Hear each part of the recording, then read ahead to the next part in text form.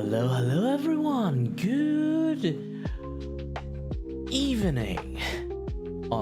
People who's on my side, and for anyone who is living the opposite side of the world from me, good morning. Technically, in the combination of it is just good morning, but either way, I would just use my usual thing. Good any time zone wherever you are, whenever you are. My name is Kiray, and I'm your host and your voice here to entertain you, and may or may not won't be able to entertain you this and yada. But as you guys already know a little bit, one thing about me, that is, yay, I got into Vgen. Like I already told, if anyone watched like this week, not this week, last week, a little bit of my report on stuff, art report and thingy. Yeah. I did say like if I didn't earn enough, I might have to try out the Vgen thingy, since like Vgen actually is kind of like have a little bit of a curated system going on in there. So I end up have essentially just say like the moment I join Vgen, the moment I have like official recognitions from being and commission artist. Of course, there are also like people who just doing as a hobby as commission artists in Vgen too, but still, it's better than just like, blindly going around places, knocking people's door, and then tell people that, it's like, just trust me. Also, hi Nexie, PC's dying again. Too bad. Hope the monkey can fix it. Unless they're just doing monkey business. Shit, this is that pun. I'm gonna get dragged off to guillotine. No. Yeah, as you guys already can see, like I do have a thing. It's like the appreciation fee thing going on there. I think I should put on a filters. Hold on. Filters, and then let's add a stroke into it. Yes. Then let's put the stroke black color, full black. Yes. Then you guys can see this much more clearly. Yes, I do have a Kiray art appreciation fee. If you don't want me to just do commission art, if you just want me to see me like freely flex my art, just draw free art for everyone, yeah, anyone can do a little bit of appreciation fee to keep me surviving. So if I got enough money to survive, I don't really have to full on focusing just on the commission side. But usually those kind of things won't really happen, so I still have to do art commissions. Like I'm not a really like super established streamer at the moment, so I still have to rely on those kind of things. Yeah. Let me go ahead a little bit. Do a little bit looking. Nope, it's not Malaysians, dollars, and Malaysian ringgit currency. Over this, over that. I keep forgetting which tab it is. Found ya.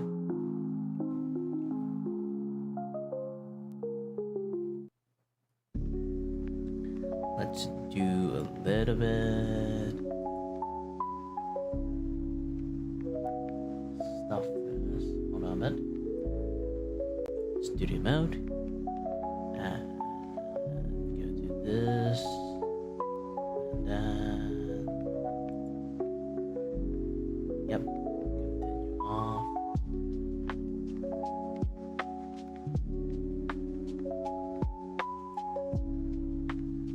Alright, good.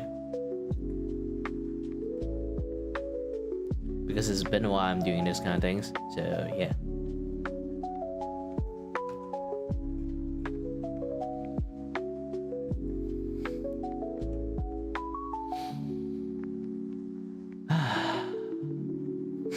Sorry, I was cleaning my room yesterday, so the dust actually got into my nose. It's really hard to breathe right now. Like I say, I am a dude with multiple debuff. One of the debuff is I actually have a very bad nose allergy. my nose is practically like 80% to 90% blocked most of the time. So I breathe not that much most of the time. And I talk a lot, which I expel air more than I, intake air. Long as I'm not aware of it, I kind of fine. But when I'm aware of it, I would just keep on taking it in like deep breaths, which is not the best one. Funny thing is like I want to do something is like maybe like a special episode for me just speaking Mandarin. I know you guys will not understand a single word I say, but I'm just doing it for fun.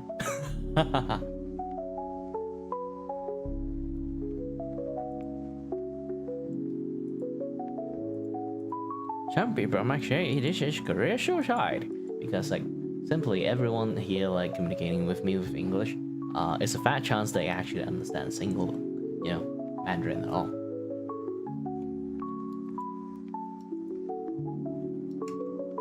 And then people might mistook me as I'm from China, and then somehow I managed to start a stream in YouTube. No. Chinese do not just live in China only. I'm a Malaysian. I'm literally a native here. Born and raised. So same with my dad. So same with my granddad. Great granddad.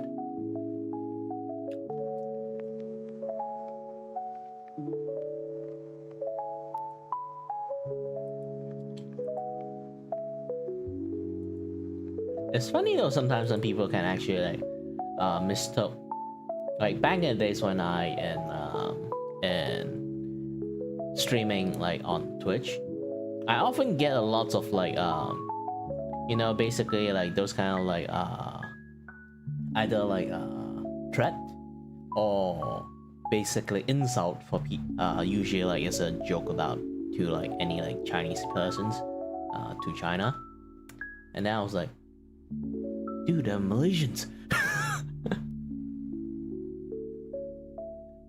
I know it's a little bit awkward to say this kind of thing, but yeah, internet is like that. You can't really like avoid that little bit part of it. Like I say, this world, no matter like how progressive stuff is going on, you will always at least meet one or two assholes in your life. Sadly, especially when you go to internet, it's like unavoidable situations. You're just going to see one or two of them. And yeah, quite a lot of things to actually talk about.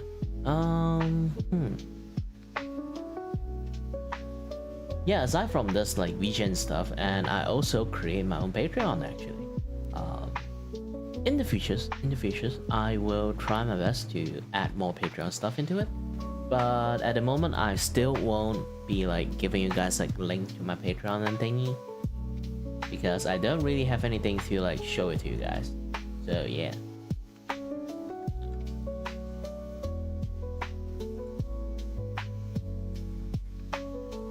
Let's do a little bit scouting. Not lots of people actually managed to see my page and stuff, sadly.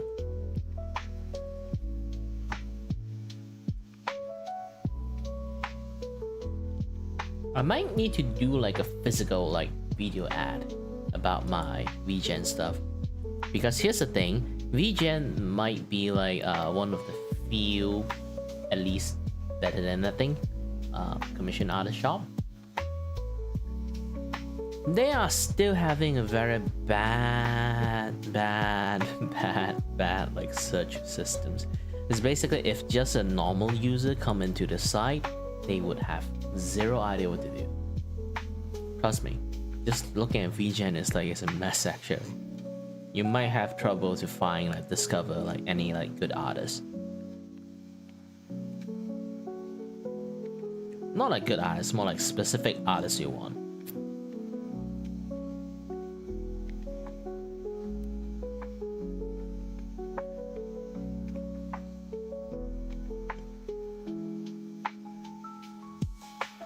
There's quite a few good one, I think.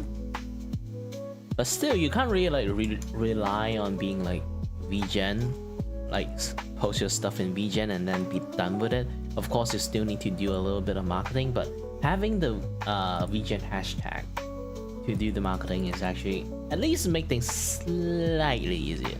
Just slightly easier. Not infinitely better, but slightly easier for people to know that you are legit. If this thing's still not working that well, I might even like expand it to Fiverr.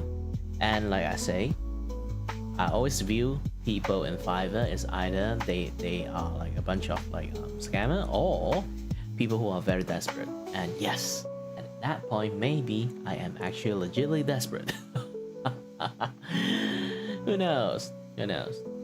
Since like most people do, even though like there's lots of like scamming stuff happening in there, also at the same time, there's a lot of people when you have no idea where to go, always choose Fiverr, either that or Etsy.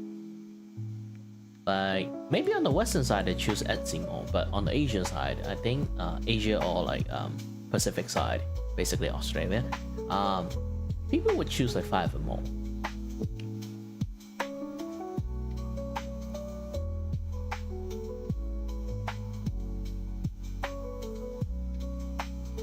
Okay, speaking about all those things, oh yeah, I keep staring at Nexi like a PC dying one. I got a little bit more information of how the gosh dang like thing happening like in the US side, like the all the Windows dying thingy. Apparently it's like one of the like security software. It's not even it's not like antivirus or stuff, right? It kind of function that, but still there's of course like aside from that there's still more stuff. Yeah, they try to update something, but somehow the entire update break every single computers for some reasons. It's bizarre because like usually if you want to push an update, you definitely are testing on the computer to see it's working or not, then you push the update. It's like an accidental send button. Like this kind of like very impossible to do if you kind of work in IT, or you at least understand the procedure of like how stuff works. You have to legitly upload the file, test the file, people screening the file, and then like test the performance of the file. The update is fine, then good. They press the upload button and do the screening again, and then like you know like basically like a few steps. It will take like a few steps to the launch button. So this kind of flaw is really weird, and the scale itself is just so big. It's unbelievable. It's really unbelievable. And here's the thing, why I want to talk about this thing is actually very funny. I watched the Mudahal like video about it. I heard something very interesting. There's like a few theory. One, just a dumb guy in the IT, or dumb guy at the like head of like the company or something. Or B, the DEI the DEI hired. This is basically they have no idea what they're doing, so they just like skim through quite a lot of stuff, skip through it because it's just hassle, and then this kind of stuff happens. And C, political stuff, but I'm not sure what he's talking about. I don't have the context about it. He just skipped through it like he just said like there's a guy who he sprouted out some name. I do not know who he is. But I at least know this one word. He is a Westerner wannabe Malaysian. And I was like, wait, what? Malaysian? since when Malaysian actually involved in this thing? Well, I guess I have to do the Malaysian meme. So I have to do the Malaysian meme because like here's the thing, Malaysian have this like very weird trait. Anything that kind of like happening and it involves Malaysia, we will just say Malaysia boleh, because it's like it's basically if anyone did something that can sort of like claim to fame, and then they are Malaysian, we would just say like, yes, he is Malaysian, we did it. Even despite that we didn't do any jack shit, and then they are the one who would claim the fame and honor and everything, and then we just say we did it, and then they'd be like, the fuck.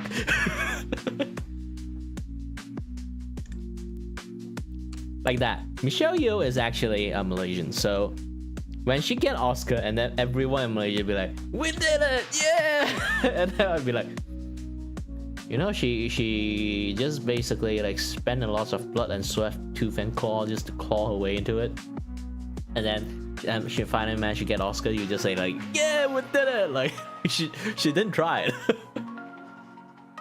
Sometimes I kind of like don't really like those kind of cultures. And like if anything good, we just say, yeah, we did it. Anything bad happened, we just didn't say anything.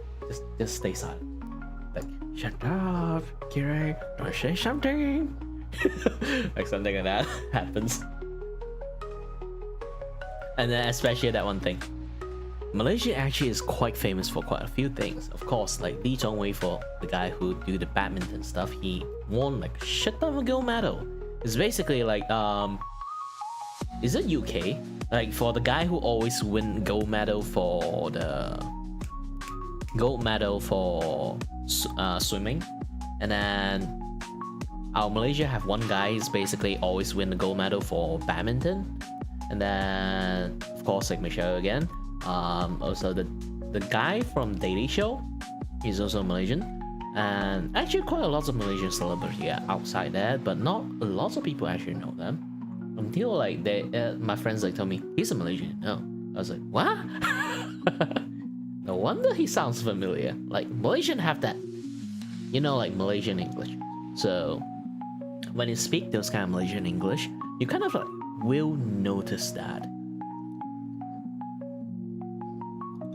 It's very oddly that I don't really speak like that. Sorry, I got a candy inside my mouth, so I kind of sound a little bit weird, but still. Yes. So when they actually, anytime they accomplish anything, we just will, most people will just claim to fame.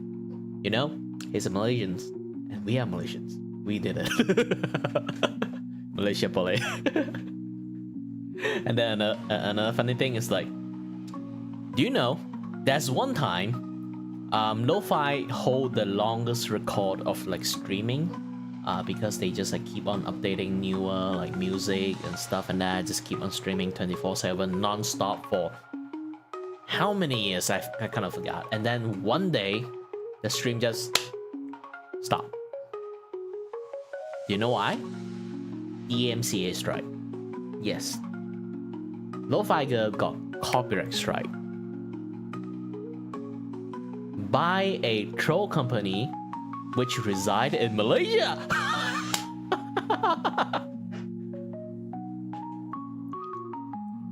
Like,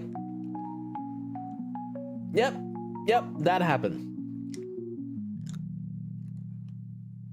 Malaysia boy.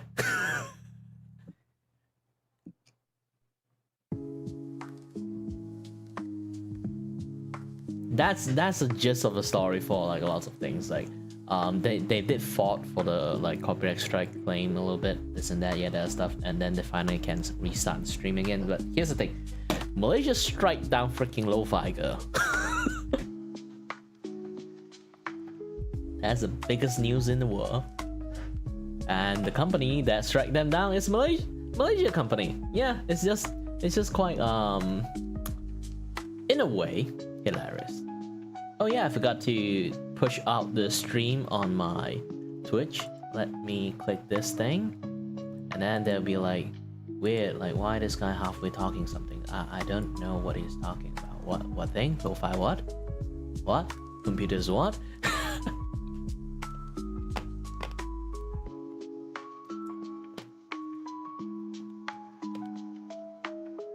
Now here's the thing, I'm actually quite curious about like the dude that Mudaha talked about.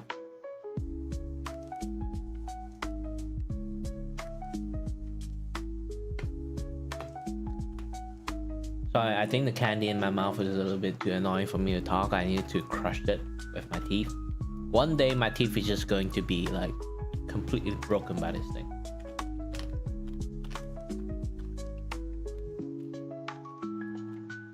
This is not normal candy, by the way, I'm eating. It's called Ricola. Ricola. It's made by Swiss Alpine Herbs. Made it when? Let me take a look at this. Swiss herb candy.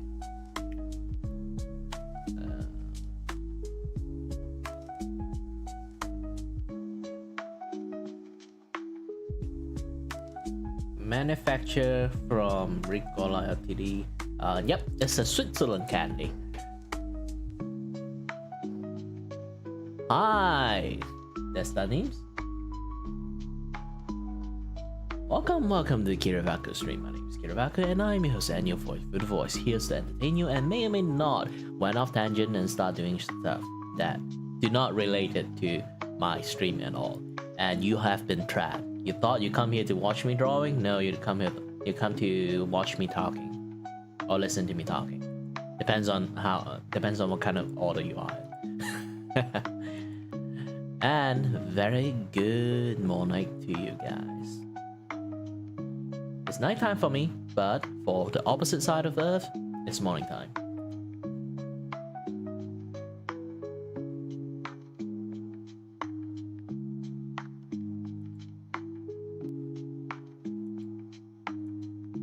Then you missed the part that I was talking about the computer's like blue screen thingy, and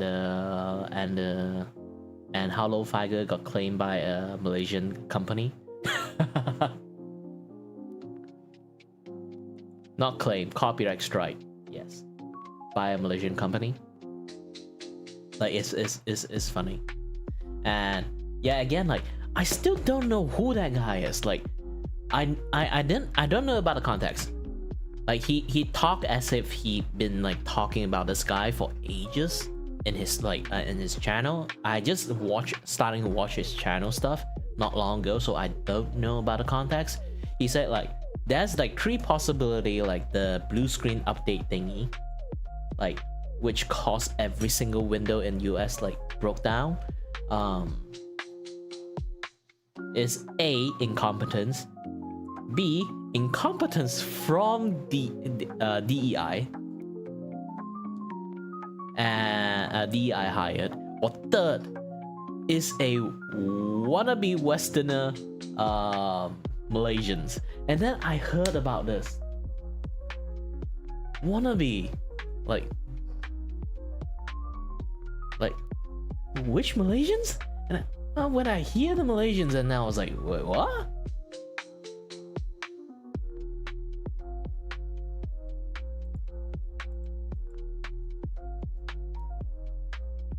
Well, the rule is in the description and stuff.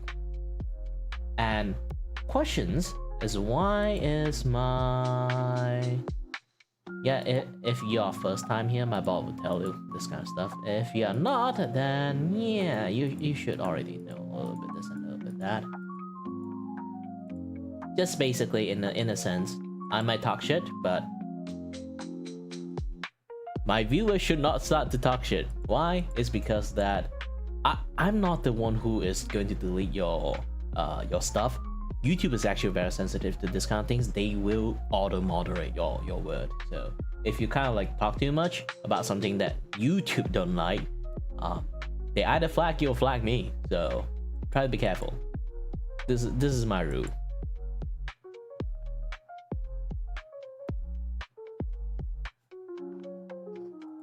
And especially don't be a dick to people. I'm a very understanding person. Sometimes like some people is just like want something to rant about, then they might want to rant it, but you know, as I always say, like don't try to like bottle up too much toxicity in your body. like those kind of like words spinning around in your head. That is the most harsh way to treat yourself. Sometimes you just have to relax a little bit, but how to relax sometimes do involve that you have to vent it out, because if you don't really vent it out in the correct way, you're just going to like find someday like bump into some innocent guy and you just like don't know what happened, you just snap and then just like berate that person for no reasons. And then once you actually have your brain or like mind clear, and then you realize that, what have I done? Happens to a lot of people, trust me. And then like they have like the what have I done happen like in their brain the moment it triggers. They're just too embarrassing to like admit wrong, and then they just keep powering through and then just take the whole deepest. That is just how Twitter functions actually most of the time. Because here's the thing, if you see like cringy tweet or like some like unhinged tweet, mainly I think it's because they don't exactly spend a little bit time to actually read it out loud. Like that's the thing, like you have to get past your brain that if I take this piece of tweet I want to tweet, it might sound a little bit unhinged. Can I go out to the street, say this thing without getting punched? If answer is yes, you probably shouldn't tweet it.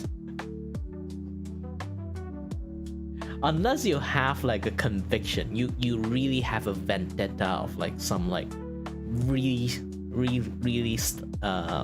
like reality check stuff you really want to say, and then you are personally are going to take care of the consequences and be responsible of this.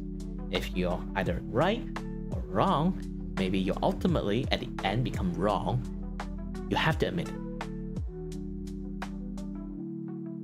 That's the most important things you always have to go through your brain.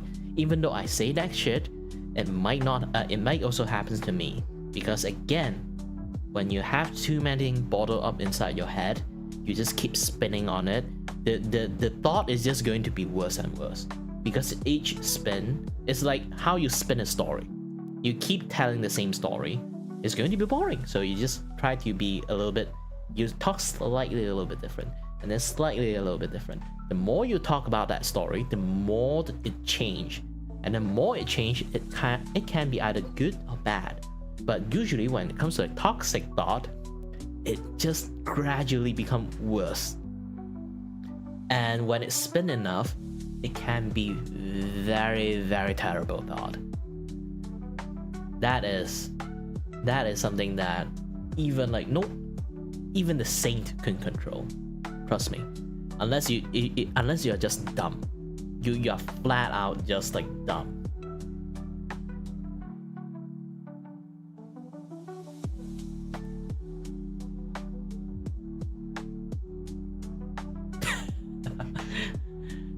Yeah. You know what? If you want to say like the 3 brain cell like people have left, I believe is some idiot decided to dumb down everyone's brain to do that. Here's the thing. Do you know lead is poisonous, and it drops like people like brains like neuron when you kind of like have lead like circulating inside your body? It's bad, right? Sadly, it's in product everywhere. Why is it everywhere? Because people want profit. Aha. You know like those kind of like non-sticky pan? Yeah, even now it still actually have contained some sort of like lead.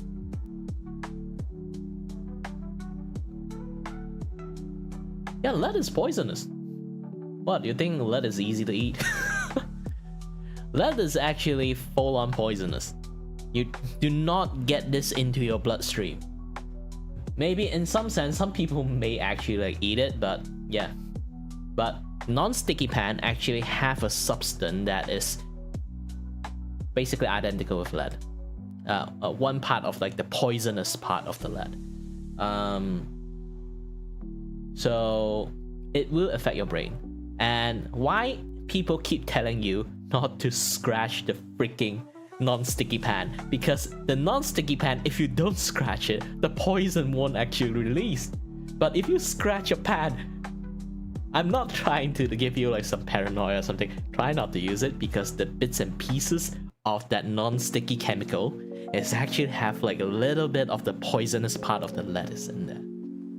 And it's not a conspiracy. You can literally go and check out the internet. There's literal documentary about it.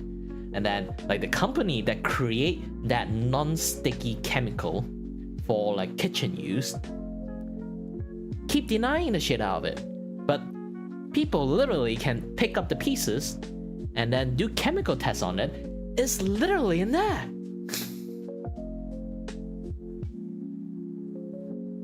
Yes, a lot of things have led to the point that people are actually slowly getting dumber and dumber. And then you know which is the culprit that give the most lead to people. Actually, it's not those kitchenware stuff. Even though I say like it contain that poisonous part of lead, even food have it. It's just like tiny minuscule amount that in like the food one is called FDC, right? Or something. Basically it's the food control people. They have they will like scale like how much of that poisonous stuff is in there.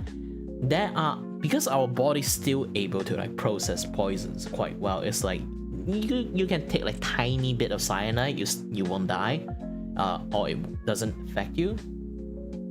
That tiny bit amount of like lead poisoning is not going to affect you. But the problem is the one that you intake the most on the lead poisoning stuff is actually car exhaust. I'm not kidding. I can literally pull out the video and let's be educated. Okay? Breaking: Joe Biden drops out. Now, many people What the thought heck? that the stakes of the 20... Oh, legal ego. What? I don't know what happened. Sometimes I let video like run itself. Also, hi Jello, it's been a while. I let video like continue running because like my ears always hear ringing, so I keep like nah, he's just old, not lead poisoning. But just see this very potassium.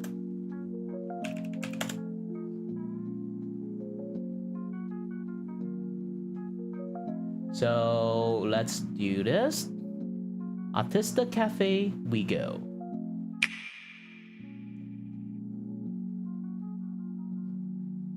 Sorry, projector on. Projector on. Sorry, I forgot. This thing sometimes doesn't work that well. But yep, you guys are looking at it right now. Hold on a bit. Why my position is a little bit here. Good.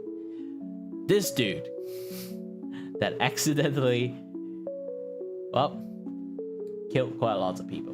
Like if anyone want to like watch this video, they can watch it themselves too. I'm going to at least play it a little bit, like the crucial part. It's basically this guy. He tried to earn as much money as possible and credit as possible. He just flat out lied to people. Lead poisoning is not a thing. And then, like when the press is like talk about this, like asking him this like question about lead, he literally grabbed a cup of lead and then drank it. he grabbed a cup of lead. Liquid fire lead, drank it to prove that this is not poisonous. And then afterward he basically disappeared for like a few years. Basically he's like in somewhere trying to recover from the lead poisoning he just like induced to himself, and then die over there. if I remember correctly. Miles per hour and 40 horsepower, double. Because when it forms, So this is basically slightly... like the talking about what lead is, and then what the person like that want to do like the thingy about lead, this and that, yeah, that stuff. Yeah, back in the days it's like wild. People literally telling you eating vegetable and eating fruit is the worst thing in the world. Smoking is great.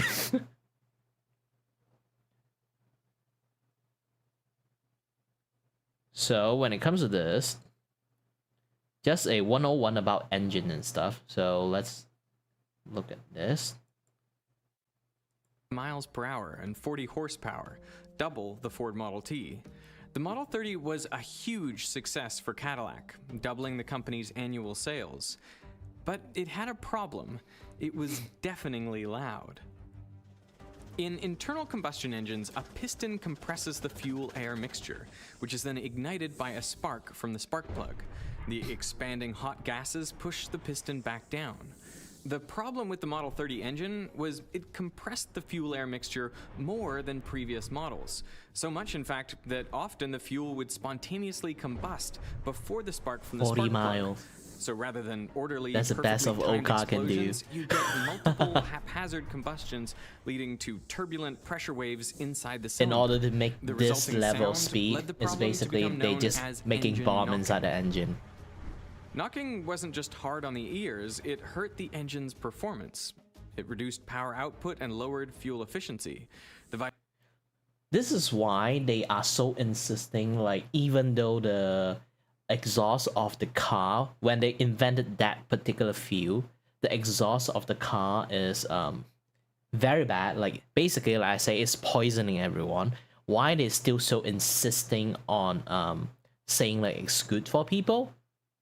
Yes, they literally claim it's good for people, and it's because mainly it's just this, just to try to like make business on car and reduce the maintenance, so people will buy their car since their car is the fastest, and then they get the most best fuel, and they get less like maintenance, and then car sales will go off the roof. This and that, yada stuff. Capitalisms, you know. Vibrations also damaged the piston and walls of the cylinder, shortening the life of the engine. The good news was that engine knocking could be corrected by changing the fuel.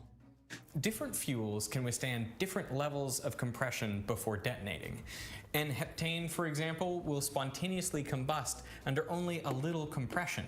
Isooctane, on the other hand, can withstand a much higher compression ratio before it auto-ignites, so it's much less likely to cause knocking. To quantify how much compression a fuel can withstand, scientists came up with the octane rating system. They arbitrarily set isooctane to have a rating of 100 and N-heptane a rating of 0. Now, real fuels aren't made up of only these two ingredients. They're a mix of lots of different hydrocarbons, but the octane rating tells you what mixture of octane and heptane gives equivalent performance. For example, 98 octane fuel can withstand the same compression as a mixture of 98% octane and 2% heptane. Now, I'm going to take a little bit of 98 octane fuel and put it in this piston, and when I compress it, nothing happens, which is exactly what you'd expect. This fuel can withstand a lot of compression. Diesel has an octane rating of 20, so it acts like a mixture of 20% isooctane and 80% N-heptane. If I put a little bit of diesel in there, let's see what happens with the same compression ratio.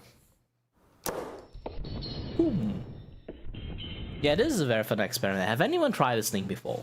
It's basically, you don't really need a spark or like fire to actually do it. You have like a very highly compressed air. All the air frictions that are happening inside there, once the oxygens and the certain material that is flammable is like hot enough, they will ignite. It's actually pretty fun to play with that thing too, but don't play with open fire, please.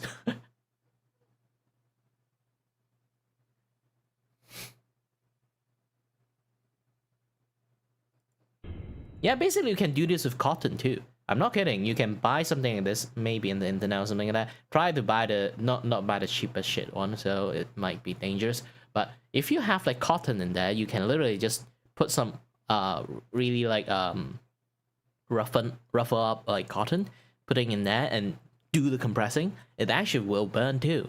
Of course, if you want it to burn much more efficiently, you put like slight tiny lipo in there.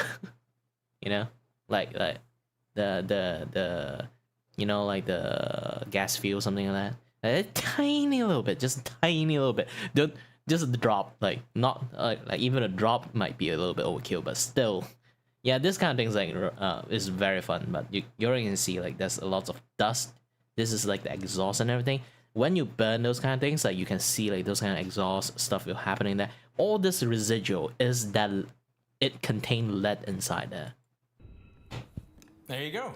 You get a little explosion in there. That's because this is a low octane fuel. I mean, that's what diesel's meant to do. You compress it and it ignites. But you don't want this sort of fuel in an engine with spark plugs. The reason fancy cars demand high octane fuel is to prevent knocking in their high compression, high performance engines. Kettering wanted to find an additive which would increase the octane rating of ordinary fuel and eliminate knocking in high compression engines. So he hired 27-year-old engineer Thomas Midgley Jr. Midgley experimented with all sorts of compounds, from melted butter and camphor to ethyl acetate and aluminum chloride. He later wrote most of them had no more effect than spitting in the Great Lakes. Ethanol was an interesting exception. It did stop the knocking, but you needed a lot of it, about 10% of the fuel mixture for it to be effective. That much ethanol would be expensive and hard to turn a profit on. And Midgley was really after an additive that was cheap, easy to produce, and effective even at low concentrations. So he kept trying. Then he hit on tellurium. It worked wonderfully as an anti-knock agent, but it had a terrible smell. You couldn't get rid of it by changing clothes or bathing. His wife was so offended by the stench that he had to sleep in the basement for 7 months. Now, this much more efficient fuel is not the main problem. They use that material that masks the smell, or you can say like a better compound that doesn't make smell anymore. It's the one that have lead in it. Midgley wrote, "I don't think that although this doubled the fuel economy, humanity would suffer this smell." On December 3rd, 1921, after 5 years of working on the problem, Midgley found what he thought was the perfect solution: tetraethyl lead. That's a lead atom right there in the center. This additive was exactly what he was looking for. It stopped the knocking, it didn't smell, it was cheap to produce and readily available. Best of all, you only needed 1 part in 1,000 for it to be effective. In a call to Kettering, Midgley said, "Can you imagine how much money we're gonna make with this? We're gonna make $200 million, maybe even more." That is over $3 billion in today's dollars.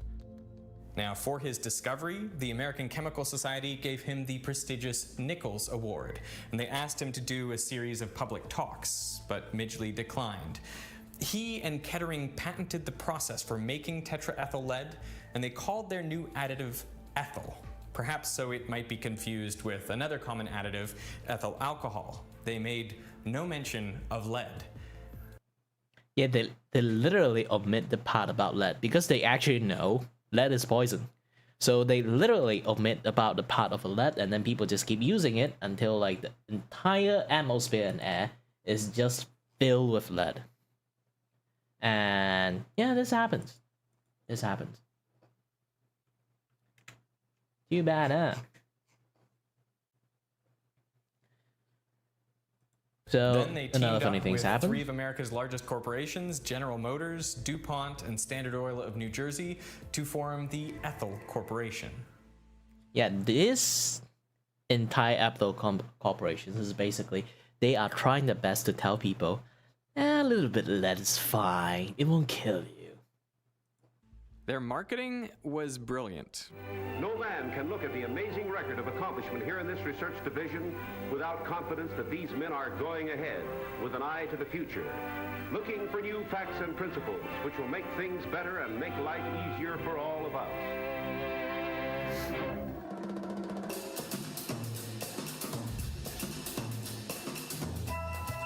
Basically, they just keep marketing this name, but without the lead behind it.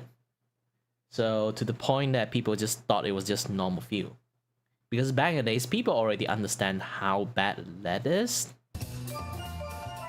At the 1923 Indianapolis 500, the top 3 finishers all used ethyl, and the demand for leaded gasoline took off.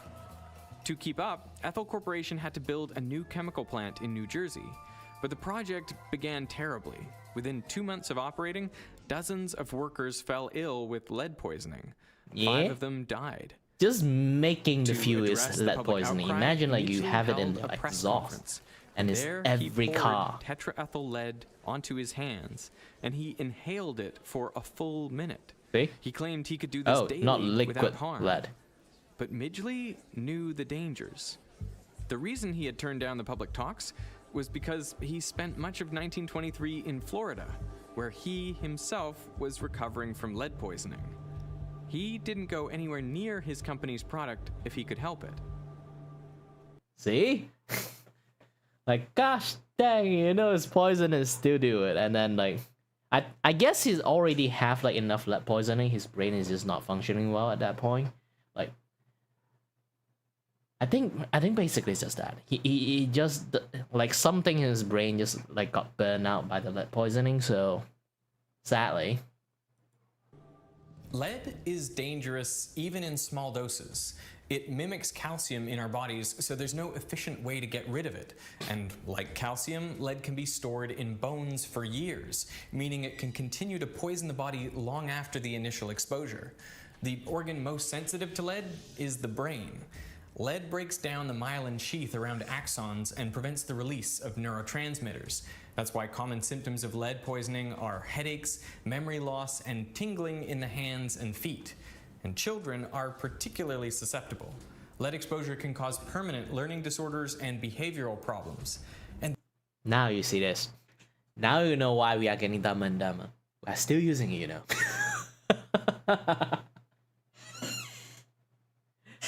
Yes, like if you like, it's basically entire world. Even now, we still have like a certain traceable amount of lead actually is inside our body. It's hard to admit, like people are getting dumber, because it is. We are getting dumber. The dangers of lead had been known for hundreds of years. Already in 1786, Benjamin Franklin remarked that lead had been used for far too long, considering its known toxicity. You will observe with concern how long a useful truth may be known and exist before it is generally received and practiced on. He would have been aghast to learn that nearly 150 years later, scientists planned to add lead to fuel. Doctors and public health officials from MIT, Harvard, Yale, and the US Health Service wrote to Midgley and warned them against producing tetraethyl lead. They called lead a creeping and malicious poison and a serious menace to public health. But money. Their concerns were dismissed. This model shows how just the right amount of fluid containing tetraethyl lead Same and with like dye sugar is industry and added stuff. to the gasoline. No one doubted that a lot of lead was bad for you, but how much harm could a little lead do? By the 1950s, Yeah, here's the thing. A little lead don't do things. And if you say like one car maybe doesn't produce like enough lead to poison the shit out of you, but imagine like entire street filled with cars. Traffic jam. This and that, yeah, that stuff. Exhaust is just flying everywhere. Like, you know like what happened like felt fine with COVID? I immediately can breathe better. Because basically when the lockdown happened, global carbon dioxide just dropped. Actually, it's not just carbon dioxide. It's literally like a lot of bad thing inside exhaust is also not there anymore. You know? So literally, I'm feeling much more healthy when everyone stopped driving and stuck in the house. 50s, millions of motorists globally were burning lead in their cars and releasing it into the air. Some of that lead ended up on Claire Patterson's zircon samples, preventing him from determining their age. In 1952, he moved to Caltech, where he built a new lab from scratch. Suspicious of environmental contamination, he tore the electrical cables out of the walls to remove the lead solder. He cleaned the floors and benches daily with ammonia and made sure that air was always being blown out of the lab. To go inside, you had to wear a plastic bunny suit. Patterson basically invented the clean room. Inside that room, he turned his attention to the oldest rocks in the solar system, meteorites. All the original rocks on Earth had long since been destroyed by tectonic activity. But meteorites come from asteroids, which formed around the same time as Earth. They have just been drifting through space until they entered the Earth's atmosphere. So the best way to measure the age of the Earth was to measure the age of meteorites. Patterson measured 5 meteorites, each with 3 different radiometric dating techniques, and he found they were all 4.55 billion years old. That number is within 0.15% of the currently accepted value for the age of the Earth. You know, before Patterson's experiment, people thought the Earth was 1 billion years younger. So Patterson had done it. He measured the age of the... Okay, let's skip to this part. Ice cores record the level of lead in the air going back Now this is the amount of lead we Patterson had still to go have. to Greenland This and thing is still Antarctica. going on, you know. Ice cores record the level of lead in the air going back It's still going thousands on. of years. We are still getting The dumber. levels of lead in the atmosphere have been elevated In fact, for the I last think introvert is 4,500 smarter years. because they All are of it going is out due less. to human They activity, breathe in the mainly freaking smelting exhaust ores to less. make metal. So they are You can see slightly the smarter rise and than most fall of the people, Greek but and they Roman are still empires, exposing to the it. dip caused by the Black Death in the 1300s, Just lesser. and of course the spike in the 20th century due to industrialization and tetraethyl lead. So what did this do to people? Well, Patterson looked at the lead levels in the teeth and bones of recently deceased Americans, and for comparison, he measured the lead in bones and teeth of Peruvian and Egyptian mummies. Since they lived over 1,600 years ago, they would have been exposed to much less lead in their lifetimes. He expected to find modern Americans had about 100 times as much lead in their bones, but results showed it was closer to a factor of 1,000. 20th century Americans had 1,000 times more lead in their bones than their ancestors. See? We are still getting exposed by lead constantly. It's mind-blowing, right? We are getting dumber and dumber. This is why Egyptian back in the days, they literally have like alien technologies. I think it's because they don't really have lots of lead in their body, so they are actually way smarter than us. Imagine if you bring an Egyptian, just time travel to bring an Egyptian back and educate them, they might be the smartest person alive.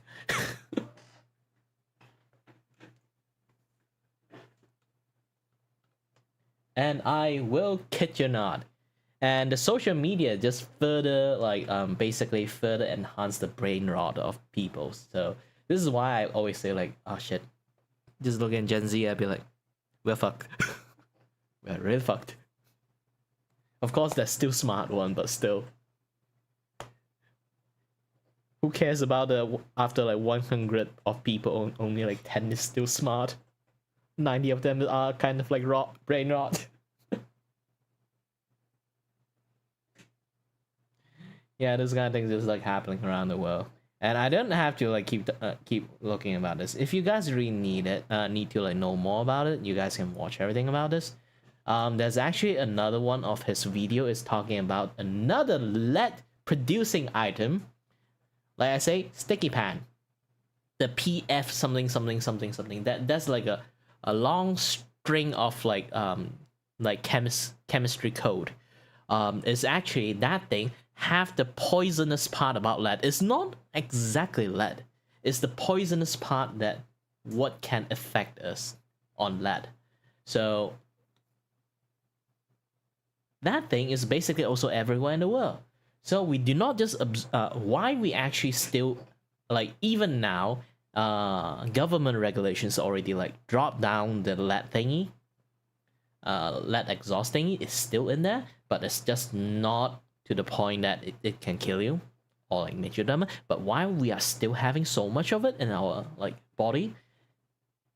Easy. It's basically just like every single tiny product have like that tiny bit amount of lead in there. I don't know why people still putting lead in stuff. Ah, shit. Basically, every single product in our life have a tiny bit amount of lead in there. And enough of it, maybe just tiny bit amount that be able to like be safe to consume anything like shit like that. But imagine this. Product A have some enough that is safe.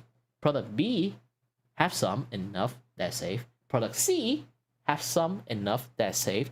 And then gas exhaust have some enough that is saved. But when they all combine together, they will become Captain Dummy. That you just combine the power into becoming dum-dum. It's basically why I can somewhat relate to that is because like not a lot of people will actually notice this kind of thing. Just like my issues. I have multiple like medical issues that is basically not an issues. Each individual thing is just minor inconvenience. It's not a big issue. But when they all combine together, they become a disability. That's that happen. So essentially, the lead thing is the identical stuff that is happening to humanities, and nobody give a shit about it. Why? Because it's just like tiny bit about here, tiny bit about there, tiny bit about there, tiny bit about there. Every screening say like, yes, it's not enough cure. Yes, it's not enough to affect you. But also at the same time, everywhere have it. Everywhere you contaminate a tiny bit of it, then you will have issues. They practically stack up together. You have zero control of that thing. Zero. Nada.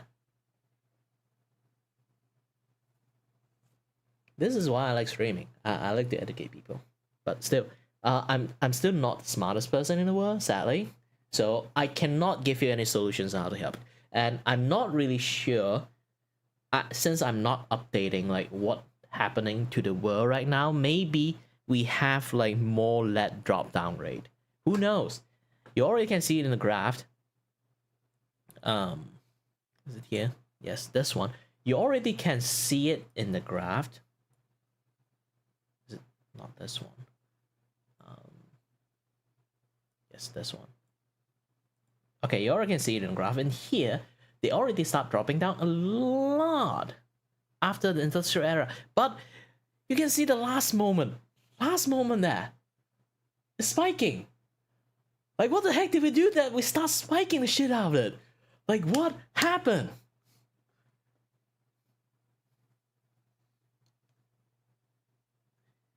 And it's only data until 2000. It's not like beyond 2000. So we have no idea what is happening now in 2020. You have to go and read what kind of shit is happening to us right now to actually notice. I don't know what is happening right now. Even I can educate you on this kind of things. It's not something that I can further, you know, like telling you what is actually happening around the world. I might give you misinformation, to be honest. So, just be smart about the world. Really. Because everything is poisoning. This is why I am a very accepting person, because I know we are all fucked. This is why I'm a very nonchalant person, no matter like almost like what happened, because I know we all fucked. I cannot be very dramatic about things at all, because when you kind of like notice this kind of things like happening to the world, you really are desensitized on like quite a lot, to the point that you are just like, you know what, it's fine, it's fine. You don't have to put too much toxic thing in your mind, because you already are poisoned yourself enough. You don't have to add more poison in your body. Okay, just try to be healthy, try to be happy. That's all. That's all I can give advice to you guys. And aside from all that, let's move on to some other stuff. As you guys can see, I am a Vgen artist. This is a way different like sudden jump. But yes, originally this stream is mainly just for you know, drawing, but also same time I went off a little bit tangents. It's literally in my opening. I will went off a tangent and then start talking about shit. So just be prepared for me to suddenly went off like a huge tangent and then just like talking about stuff, okay?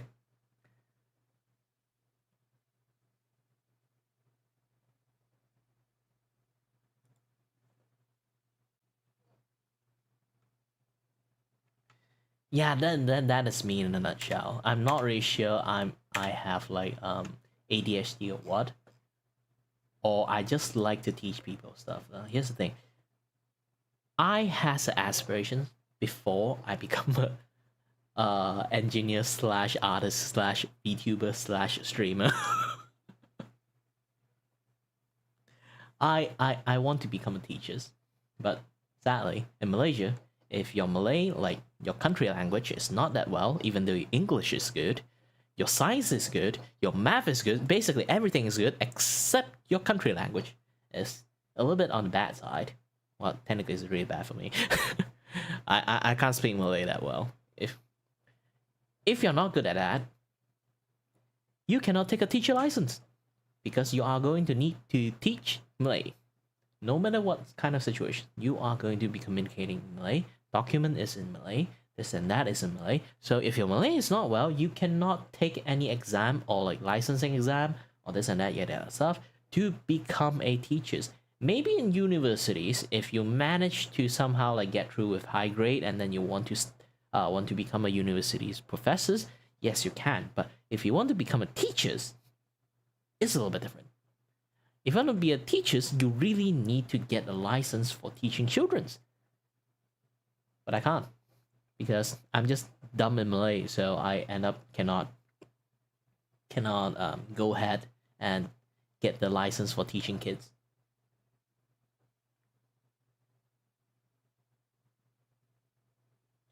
Yeah, Creamy, have a nice day on doing whatever you want to do, mainly your job. Yep. Have fun. I guess like it's enough for a breakfast show for you guys. So if anyone have stuff to do, just do your own thing, okay?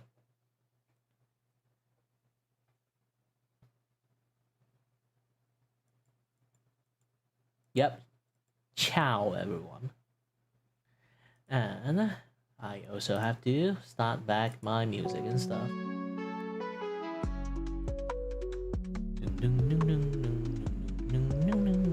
You can actually have it like me doing this podcast and stuff. You don't really you can do your own thing. You don't even have to reply, to be honest.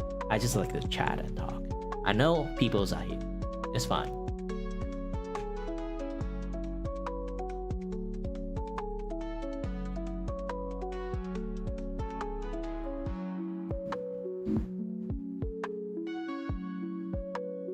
So let's move away a little bit of this, a little bit of that. Yep, let me do some Yep, this is my Vgen account, which is the thing that I do a lot of art drawing and stuff. As you already can see, I call it Kiray Shady Commission Art Cafe. Now, I literally have my PayPal is called Kiray Shady Business, but if you kind of like read it very closely, I actually misspelled shady. Actually, I did that on purpose because I don't want people to actually, like government or anything, like actually flag the word, see the word shady, they actually flag the shit out of me. They can't take sarcasm. Like imagine having sarcasm inside your actual company. I don't really own the actual company, but you know. PayPal, you have to add like alias and stuff. You know, I add that alias stuff to that as like for fun. But yeah, I literally put shady in there. Shady business. This is my shady business. So yeah. And as you guys already can see, this is my standard stuff. Yada thing. My introductions. Don't have think to look into that too much. And this is all my portfolio and stuff. I actually do show you guys on live most of the time when I stream. Like I literally just open up all my files and stuff. Like this is my casual drawing. Casual. So I don't really like put too much effort into it, to be honest. I should really like change the name to casual drawing, but see, I am a low-key takodachi, so I do draw some Ina stuff. And then this one is back in the days when I stream in Twitch, I have this redeem is like do a quick sketch. It's basically I'm just going to use like 10 minutes to like 20 minutes just to quickly draw a sketch out. But sometimes when I kind of like draw it a little bit too quick and then I felt like I still can do more stuff, I just start adding colors and then start doing more stuff. And then the next thing I realized is I've been like spending like 40 to 1 hours on this like one drawing. But this thing is actually just like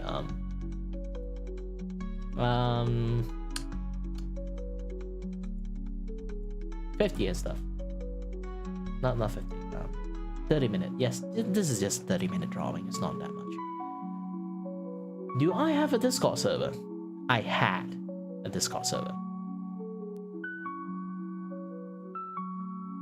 That Discord server is basically back then before I was just streamer for as a hobby.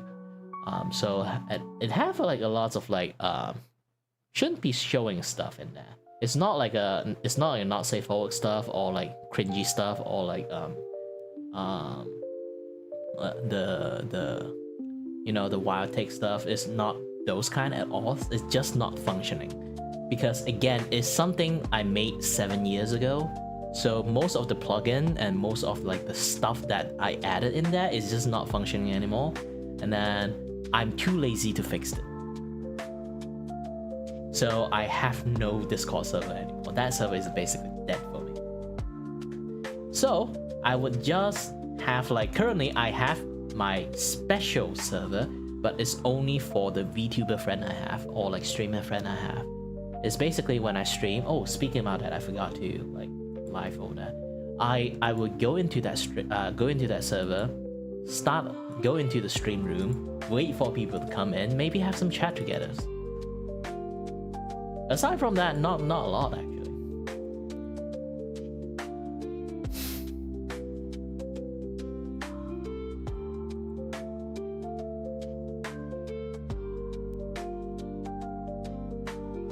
I might open another like business service because like it's like since I have like Vgen and stuff going on and I do like commission stuff, I should like have a business server for people come in and then request commission from that.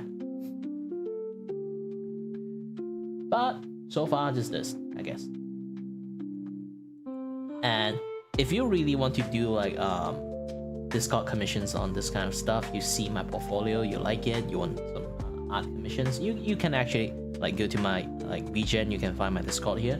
I literally put it in the way that you can click it, you go to Discord, and then my profile is there. I know it's some miracle stuff that happening, like this is like not really possible. Like you can see, you can just immediately go to my profile instead of a server.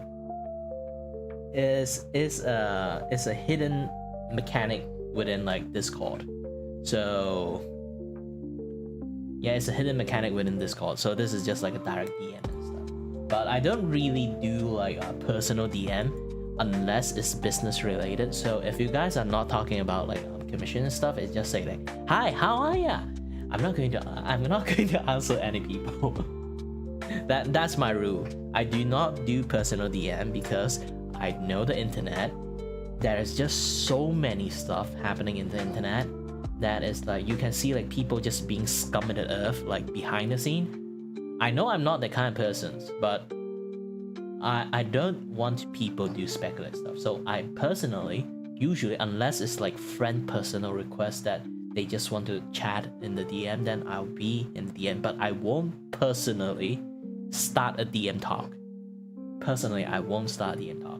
I will just talk in open space, in open server, this and that, yeah, that stuff. What is that app? This one? Vgen. Vgen. It's something like Fiverr, but for VTuber. So you can scroll down, you can have seen like lots of like awesome commission artwork in there. Everyone is actually legit, and already more or less got screened. So and the scam won't really that there won't be like really actual scam that much. Like of course they will always have like one or two there, but it's lesser in here because they try their best to like do a lot of like curation stuff. So you guys, like, if you guys need like a lot of other kind of like, you know, aside from what I can offer, you guys like want some other stuff, yeah, definitely you guys can come through here. It's better than Fiverr, in that. What I can say is like Fiverr is a big platform. It's basically like YouTube of all like art commission side, but still there's a 50-50% chance, like I mean like actual 50-50% chance you will either get scammed or get like a tracer or not that great of an artist. And another 50% chance you will get great artists that will help you do a lot of stuff that go far and beyond just to help you. But again, it's a 50-50% chance, so Fiverr have maybe 70 or 60 if you want to be skeptical a little bit. Etsy is just a black hole of maybe like 40% legit and then 60% scam. Is that bad?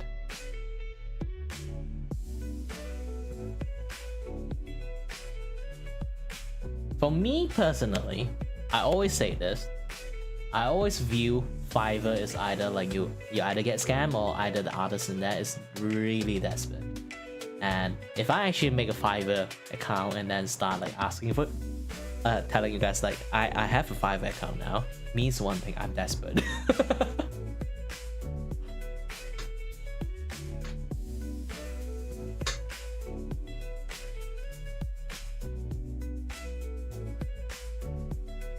I don't really have a lot of commission stuff going at the moment. I just got a YCH for this particular stuff. It's called the Chibi Emote Packet, which you already can see in my thumbnail when you click it. This one is basically I draw a certain type of like chibi faces, and I have no idea how and why that happened. It looks way dumber than you think. This is not a unique style to me. This is basically a lot of people draw chibi this way, but for some reasons, the way I drew this chibi, they look dumber than most people does it. For some reason, I have no idea why. I've been trying to find out the reasons, but nope, I can't find the reason. They just look dumber than usual, but still cute though. But they look dumb. Maybe it's the way I draw their eye. Maybe it's the blank stare. But either way, they look dumb and adorable. So yeah. So if anyone want to own like one of them or 4 of them or 6 of them, you can have it. But it's just this kind of fixed price, you know. I'm not really sure like how to even like do special choice and stuff. But either way, I basically set up like quite a lot of stuff. You guys can take a look at this and that, yada stuff. Custom proposal is not exactly like super custom. It's basically like when you have like certain element you want to custom. It's like this one. This is what the baton one. So you can replace the baton with like if you are a VTuber, you have other weapon, you need to bomb the shit out of people. You can like replace it, or you want to replace like the hand like grabbing your collars to something else. And I can replace those things. It's basically like that. Or like you don't want a dunce cap, you want some other cap, I can put it on top of cap. So it's basically a lot of like different emote. I try my best to draw all these things.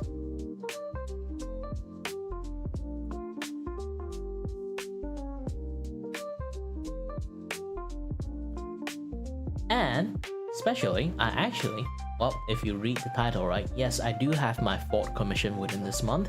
The total earning I have for this month is not enough for me to live. Sadly. You can see that $30 there.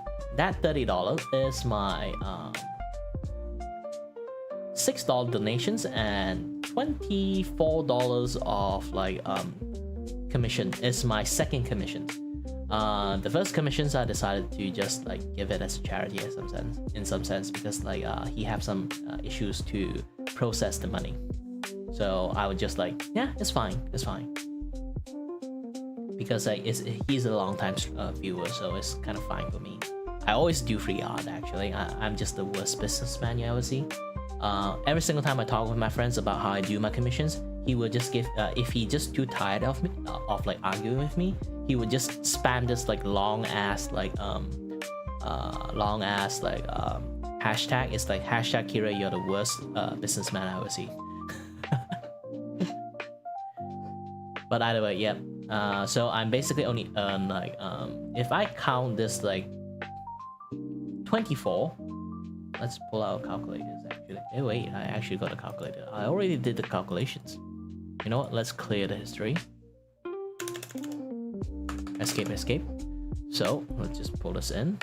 So again, 24 plus the next job I got is 25.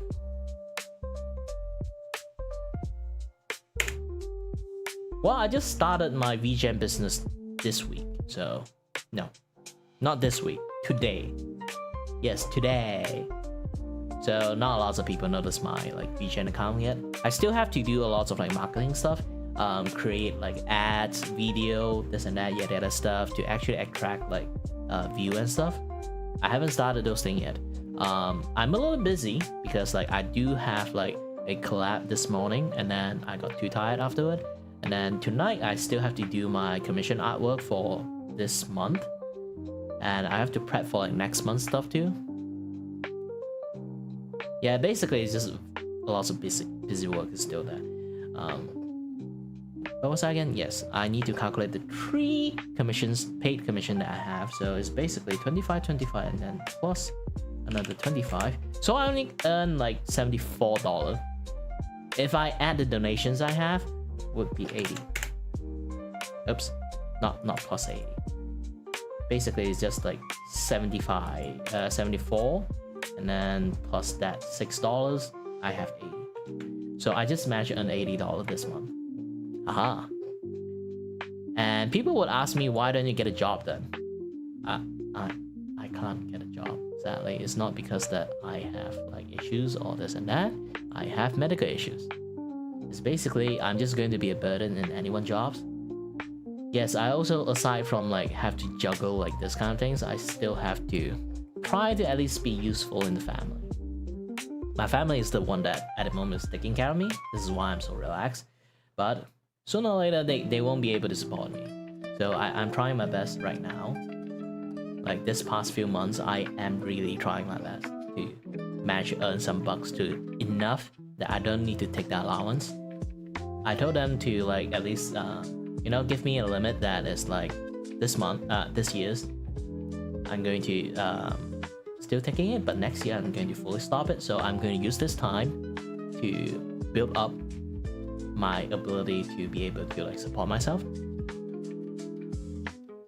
So yeah, this is it's growing better actually. Because the past 2 months that I'm trying it, I didn't get any commission at all. Yeah, my brother actually told me about this. Like, he is a business owner, and the moment he saw me like how busy I am, he said like, why do you look more busy than I am, and then you earn $0? And I'll be like, shit, don't jab me that way. I'm trying, man. But in truth, I already know myself. I didn't try hard enough. This is why like this past few weeks, if you look into my stream, I am really trying hard. I am actually moving forward. I'm planning a lot of things. I really want to try it. Aside, it's not like I'm not focusing on stream stuff. I am focusing on stream stuff. See, I'm here. Because I doesn't really have any idea about like streaming as like an open shop like this. Now I'm starting to manage to melt together my streaming and my art commission, which is much more better, because back then I completely separate my streaming life and my art commission life, which is kind of like not gel very well. I don't know how to make them sort of like match up to each other. Finally I can doing this. funny thing is, like, I've tried on Twitch, it just not work.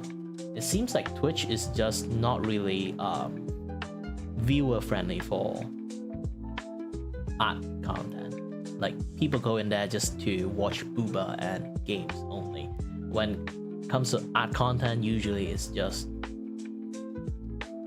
usually just like already established artists, or like you know, like very famous one. Small artists usually don't thrive in it. Yeah, it's good. Thank you. But yeah, I am trying my best. But yeah, if you don't know like what kind of like things I'm talking about when I say I have some medical issues, it's not really too big of issues, but like I say, when everything's stacked together, they become very, very big issues. Because basically all my 5 senses are born out of whack. So my eyeball, the nerve is a little bit damaged.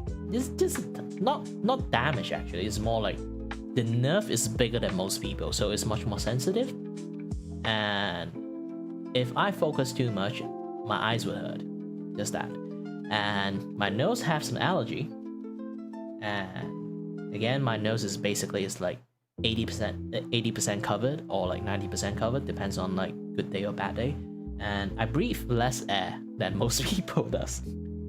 Even the doctors are surprised at how I manage to breathe, and then they are worried about me. They do like you know, like those kind of oxygen blood tests and this and that, ask me to do some exercise, this and that, and have a check. They found out that how my blood actually managed to adapt to it is basically have like 100% like efficiency, which they found very shocking, because like normal person aren't supposed to do that unless they kind of like are like super athlete that have some special training. Then they can do that. Apparently I am either I'm a natural born athlete, or B, my condition has sort of like give like similar condition like how athlete try to train their body. You know, like when you watch like Usain Bolt like try to train like running, you know, like he's wearing like a mask, this and that. Yeah, there's like oxygen mask. That oxygen mask is actually not giving him oxygen. That oxygen mask is actually giving him less oxygen, because he have to train to be able to burn the oxygen in his body in a very efficient rate. So he have to breathe less oxygen to do that. You can either do that or do this kind of training using machine like them, or you can go to like high on in the mountain, live on like very high altitude places that you breathe less because the oxygen there is lesser, and you manage to train your body that way. I literally live in a normal household, normal life, don't really exercise that much. I have this kind of level of like efficient rate on my oxygen burn rate. It's basically it's that bad. It's basically I live in it's like equivalent of living on top of a mountain while I'm living on land. normal land space. And then the worst culprit is not just like my eyes and nose. The worst culprit is actually my ears. I have something called a AICA, and it's bilinear too, so it's happening to both my ears. So this AICA thing is very headache. They are, if you know what Meniere's disease is, it's basically like that, but in a different way. Meniere's disease is, at least they have medical like medications that can take to like so like make them feel better, and then like tone down the vertigo they will have. Basically, they can suppress like the issues they have with medications. Mine can't. In fact, if I take the Meniere's disease medications, it got reverse effect and make it worse. Not kidding, it's actually making it worse.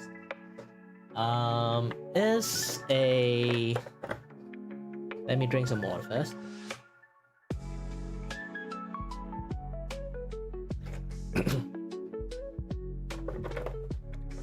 It's a condition that the blood vessel inside your ears that deliver blood into your ears, or the ears organ, are a tad bit more longer than most people does. And mine is type 2, so it's already beyond what normal people like. So depends on how the loop in that blood vessel loop around your like ears organ or like your ear stuff is going to be very annoying, because like different people with AICA have different issues. So wildly different. In fact, people just always, even most doctors, they would say like you just imagining things. But all these issues, if you look to broad spectrum of everyone who have AICA, they have similar thing. They will have consistent telling you the same story. They have this, but stronger than most other people. They have that, but stronger than most other people. It's basically Meniere's disease on weird gacha, like one of particular part of like Meniere's disease thing that you will have that is like especially worse, but also in the same time it does not kill you. It does not act as bad as Meniere's disease, because Meniere's disease, if you are bad enough, you will go deaf. It's really that serious. But as for AICA loop, it doesn't really affect you to the point that you will become deaf, but it have a lot of it can escalate to like very severe symptoms. There are people who are in type 1, they're already like at an unmanageable rate. Type 2, they are like me, just like sometimes fine, sometimes not fine, depends. There also are people who literally are already type 3. There's nothing happened to them. They have no issues whatsoever. While some people like in type 2, they have issues. And type 3, of course there are people who have like severe issues, but there are also people who literally have nothing happen to them. This is why it's like a controversial stuff that is like happening to this like particular medical issues, because it's too subjective. It's not something that people can really measure. Even Meniere's disease itself is hard to measure unless you go to MRI. It's because I really have like a lot of like, focusing issues, and like even now like my entire world still feel like tiny like drifting. My entire brain is like slowly twisting to the in an angle. It's like upper left angle. It's basically I can draw it out to you like what I am experiencing right now, but it's also at the same time it's not really as bad as it sounds, but it's still it going to like distract you. Let's go to a random image and yeah, just random draw on this one, I guess.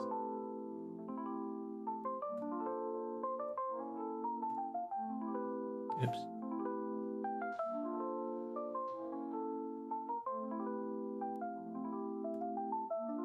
So I will draw this, okay?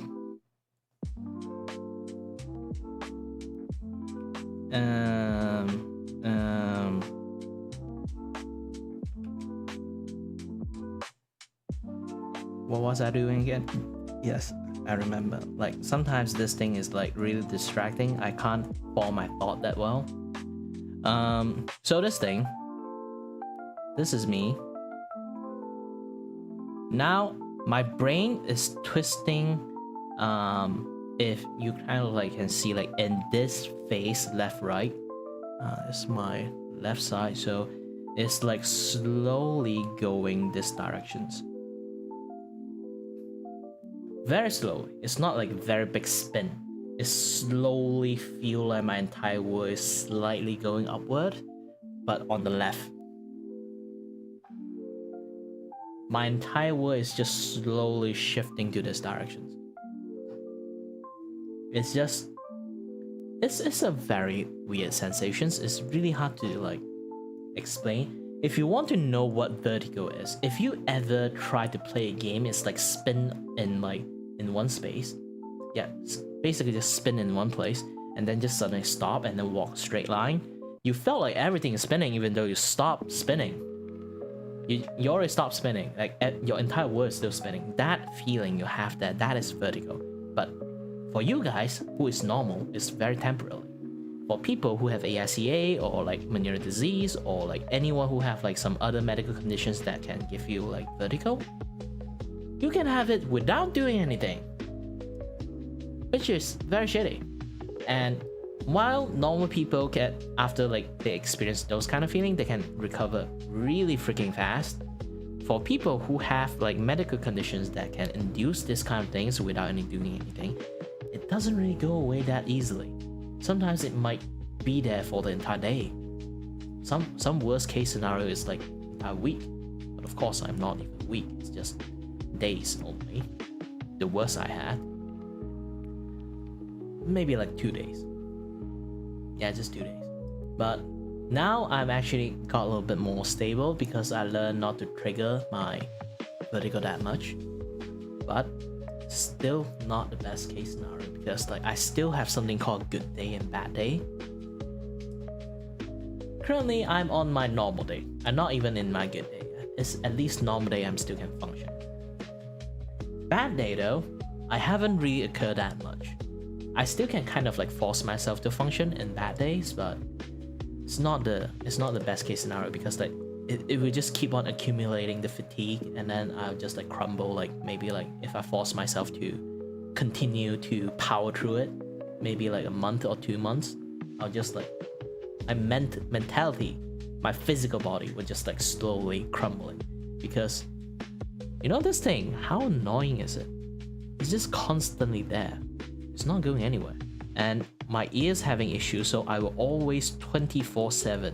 I mean like 24/7 hear very, I won't say like very loud ring, but a very noticeable ring.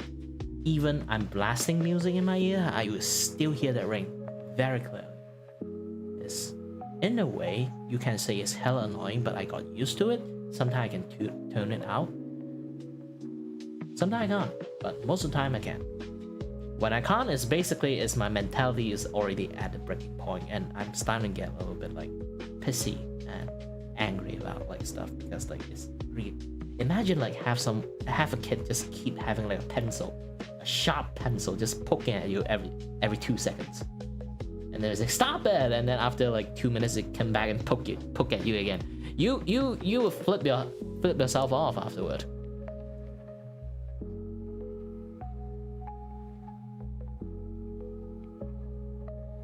Like that is me essentially. Why I'm very calm and like you kind of like know that what kind of personality I have right now when you kind of look at me. I might be the kind of guy like so chill to the point that I might get shot and then I'll be like, oh, I got shot. Those kind of level. I am like that because I am constantly dealing with this kind of things non-stop. Most people, they would just have this kind of like thing happen to them maybe like a few hours and then they can take a break from it. I can't because AICA is blood related. When I actually have a bad blood flow, or like if I'm stressed, or if I'm exercising a little bit too well, I get dizzy very fast. But those kind of dizzy is not because I'm lack of nutrition. It's not because I don't have enough sugars in my blood and then I start getting dizzy. It's not because I have lack of oxygen I become dizzy. It's literally my ears is affecting those dizziness, and it's hella annoying. I'm not kidding, it's that bad. Sometimes. It sounds really bad, but since you already can listen to me, it's like, you don't sound like you have issues. Like, I can be very articulate, but still in the same time, I'm actually still in a very deep doo-doo. That is what's happening to me most of the time. This is why I say like I can't work. It's not like I can't. I can if I push myself. The problem is I'm going to suffer for the next 3 months. I might be able to sort of like force myself to work for 3 months, and then like you will see me disappear for 1 month. You will have that kind of worker. Would you want that kind of worker? I'm not even a registered disabled, because the reason I didn't register as a disabled, even the doctors offered me to write a letter, I refused it, is because it's useless. When it comes to priorities among like disabilities, there are people who is visible. There's like lots of invisible disability exists in the world, like blindness. Some people are blind, but they still can see a tiny little bit. There are people like that exist, so their eyes still can somewhat track things when you talk to them. So you sometimes would not believe they are blind. And there are people like me.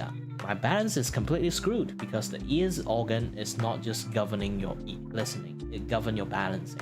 This is why vertigo is a thing. This is why like you can get dizzy. There's two types of dizziness. One is from your blood, and the second one is from your ears. Mine is very complex. It's technically my blood is the one that causing it, but also at the same time, it's effect. Why I'm getting dizzy is because my ears. The blood thing is affecting my ears. But I'm totally a healthy person. In fact, I'm so healthy. In fact, when you just screen me, I actually have zero stuff happening to me. But the problem is I have this annoying stuff that make me dizzy, unable to focus that well. And it can become bad and it can become good at a very random time. Even I can't predict it.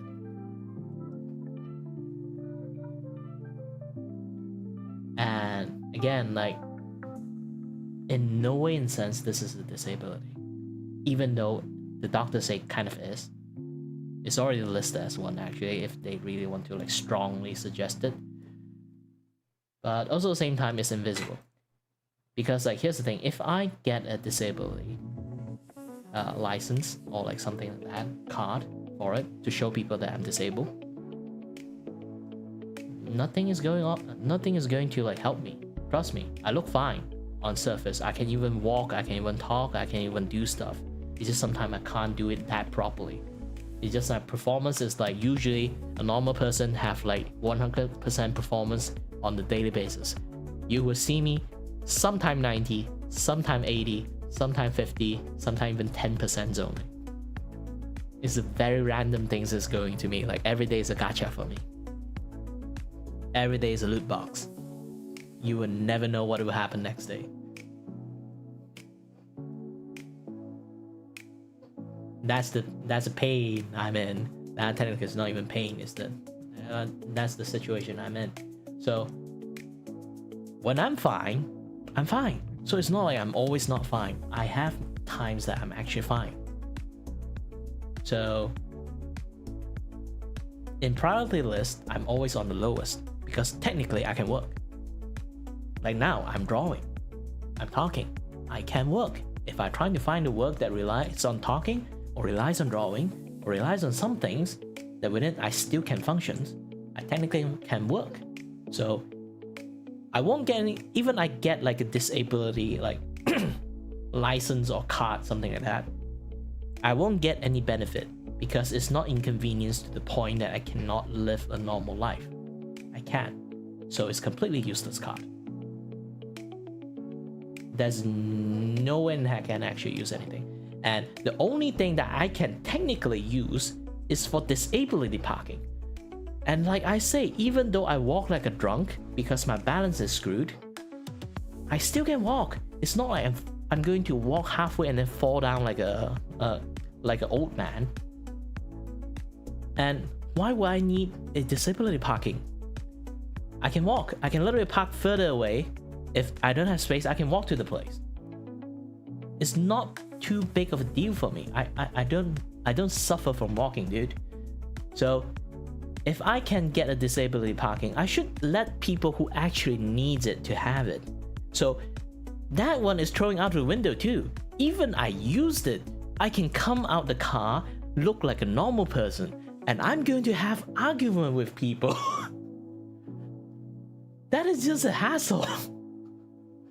And if it's just a normal person, maybe I still can flash a card I'm a disabled person, and then they stop arguing with me. But if a guy who literally are missing a leg, I cannot argue with them. In ranking purposes of disability, I rank the freaking lowest.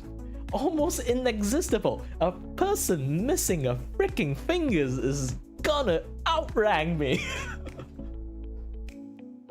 It's that bad. So a disability is completely useless for me. It's so hilarious that I always keep telling people this because I know some people in this world just going to tell me, if you are this bad, just apply disability. Disability can be applied, but it's completely useless for me. And besides, I'm living in Asia. It's not like I'm living in Western country. Like, I think Western country, like, no matter what kind of condition you are, long as you have disabilities, you will get some benefit. But in Asia country, mine is Malaysia, like, even you're missing a leg, your hand still functions, you can work, then you don't get much at all. Somehow, you might even get nothing. Because you can technically work. Yeah. I love it. Grab some water. Bottle A is finished. I need bottle B. Everyone, do hydrate too.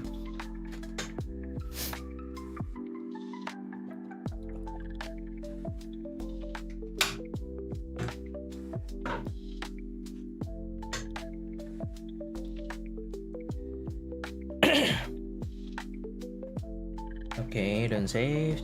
Oh, this one I need to save. Oh, I already saved. Good. This one I already saved a long time ago. Okay, this one I can just close. Done saved.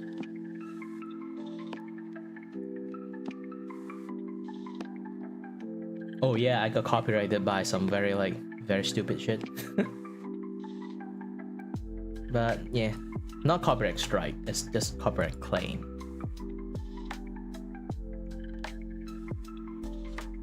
But yeah, like everything I encounter, like this thing in my entire life is just like nuisance. This is why like sometimes I can't function that well, is basically I have like brain fog. It's not brain fog because like I have some condition that give me brain fog. My brain fog is literally my brain have to always deal with all these things that happening inside there. Sometimes my brain is just numb, I can't think that well. So there will be a stream that you might encounter that I'm just basically a little bit slurring when I'm kind of like talking, or I just don't talk that well.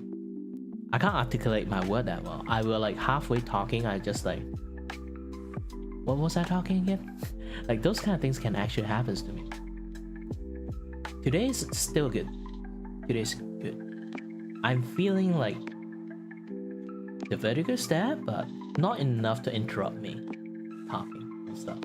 But again, like in this sense, you look at me, it's kind of difficult to actually be a functional worker. I cannot catch up to normal people pacing.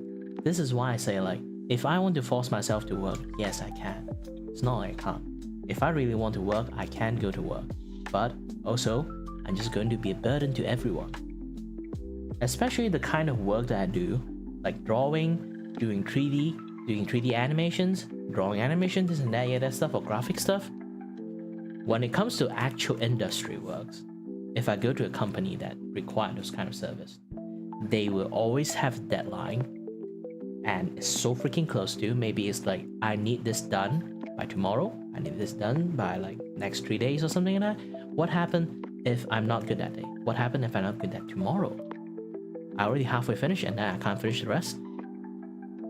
Something with a very strict deadline is just going to be a burden to everyone, because I can't legitly going to finish that work. And I do have a diploma in like engineering, but still, those kind of things have lots of labor work. Since I'm just a diploma, it's not degree. Technically, I almost finished degree, but my, medical stuff started flaring up very badly, so I can't even like function properly around that time. I only recently discovered I have this kind of issues like 2 years ago, so it's really bad. Like around that time, I'm so bad to the point I'm basically almost like half delirious. Thankfully, now got like quite a lot of things like clear up. I can function way better than I used to. Long as I being aware of what my capability is, I'm just trying my best to manage it well. Yeah, things will still actually do good for me.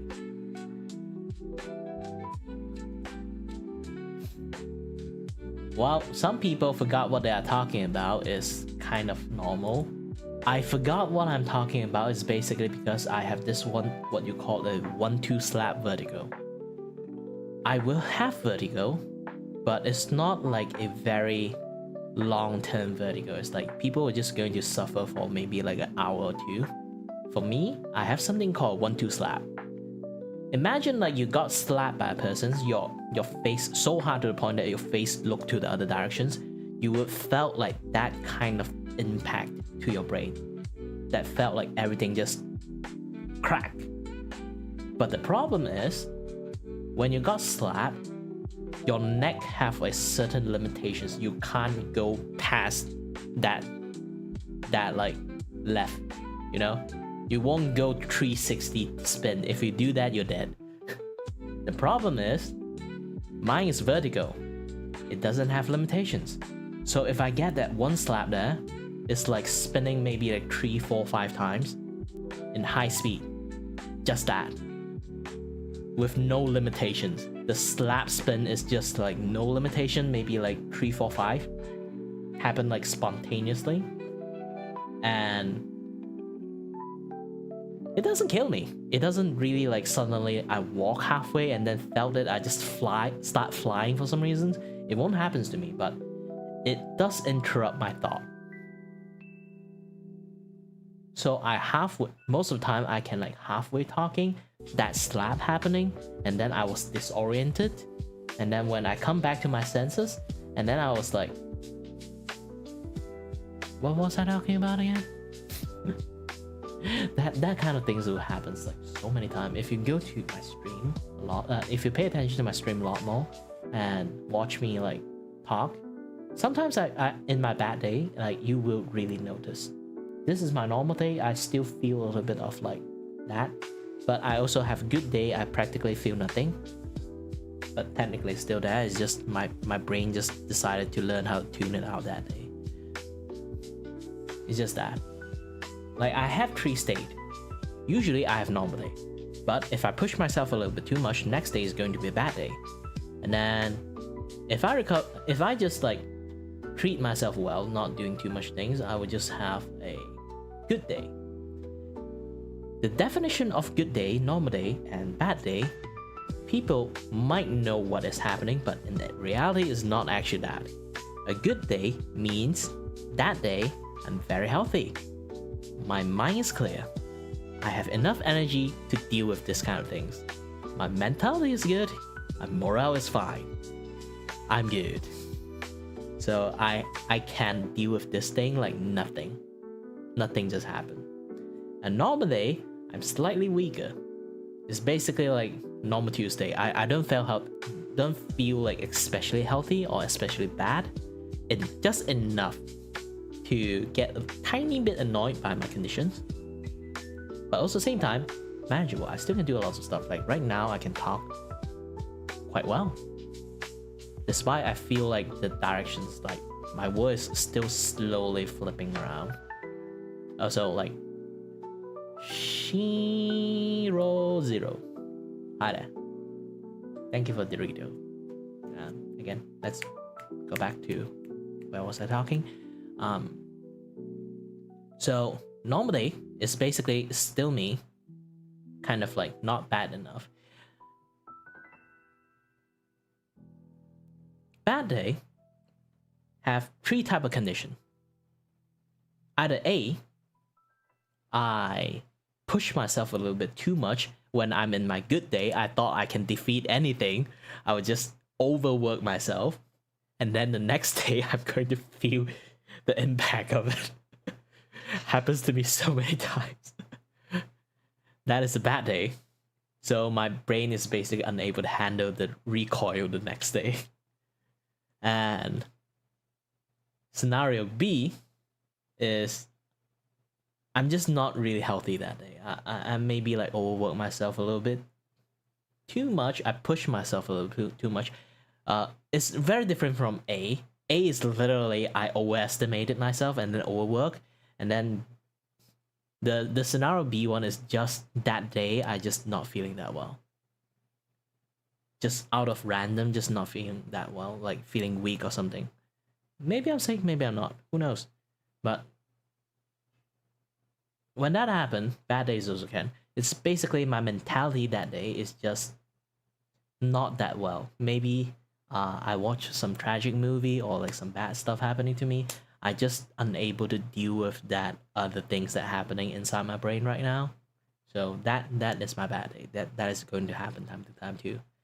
And the worst case scenario is the C one. The C scenario is I'm basically sick. When I'm sick, I'm actually really delirious. To the point that I only can lie on the bed. Generally, sick people do that. But the problem is, I'm lying on the bed, my entire world is spinning. I can see the world spinning. I can see the fan is spinning. I can see the wall is like twisting. I can feel my entire body is like slowly twisting into a ball. It's that bad.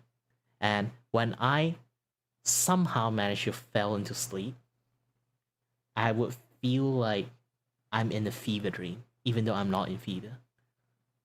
Entire dream world is basically slowly twisted and everything. It's like freaking like, if you ever watch Inceptions, it's like Inception times 20. And it's almost in a way, it's like I feel like my brain is actually in delirious mode because I completely lose the ability to control all this thing. How long the stream is going to be, who knows? In a way, I'm going to say I'm a guy who talk a lot. So if you have stuff to do, off you go. I'm not holding it back. Don't worry, if I have like anything interesting, I'll clip it down. It's just that. I know everyone's busy in their world, even though sometimes like a lot of people say like they hate to like just like walk off because like either A, I talk so much they can't leave, or B, it's actually interesting they can't leave. That kind of shit happens a lot, actually, more than a thing.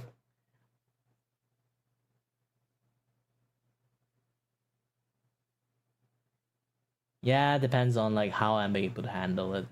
Because like this morning, I usually stream in my morning that I have to finish drawing this and that. I'll do a little bit chat, this and that, yeah, the other stuff. And yeah, just that. But this morning I have a collab with a friend. So I do the collab playing a little bit of Risk of Rain too. And then I didn't do any drawing stream. I didn't have my store opening. Because I want to do this thing. This entire stream is basically like a person start a job, opening up a store, waiting for customers.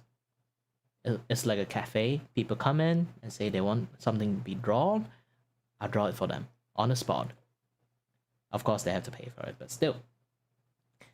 It's functioning like that. It's basically like a cafe. But instead of serving coffee, I'm serving art. Actual art. Well, it's not actually art because like my drawing skill is not that high level enough to call art. It's like enough you can say it's a pretty pictures, but it's going to be difficult if you want to gauge this thing as art.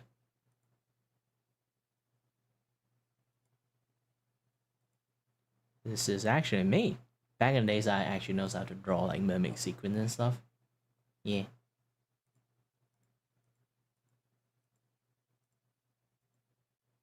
I still have lots of things that still haven't finished yet.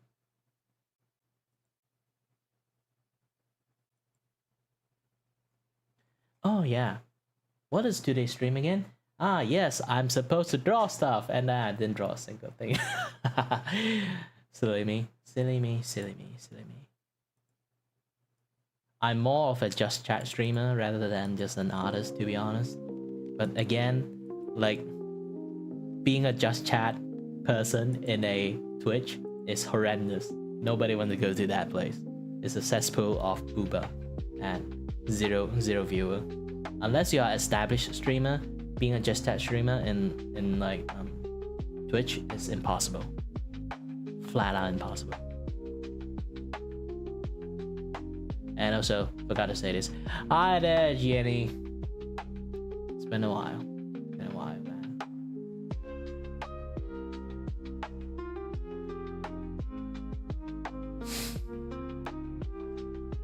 Oh yeah, aside from that, actually, aside from all this offer, I do have to pull out this thing. I kind of forgot. Ta-da! Actually, I draw animations too. Huh. Again, I am a 3D animator. I don't do 3D stuff because it used way too much focus. I don't have the energy for that. So I'm just going to do a little bit like simply draw animations. This is the whack the button, or bonk the button, or smash the button. Depends on what kind of button you want to smash. You can smash the like button for now if you see it. You know, actually, YouTube algorithm nowadays are reading like the like more than view.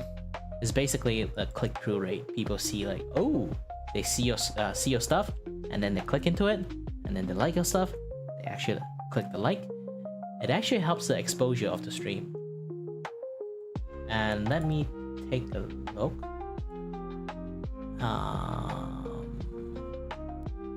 Where is my other thingy?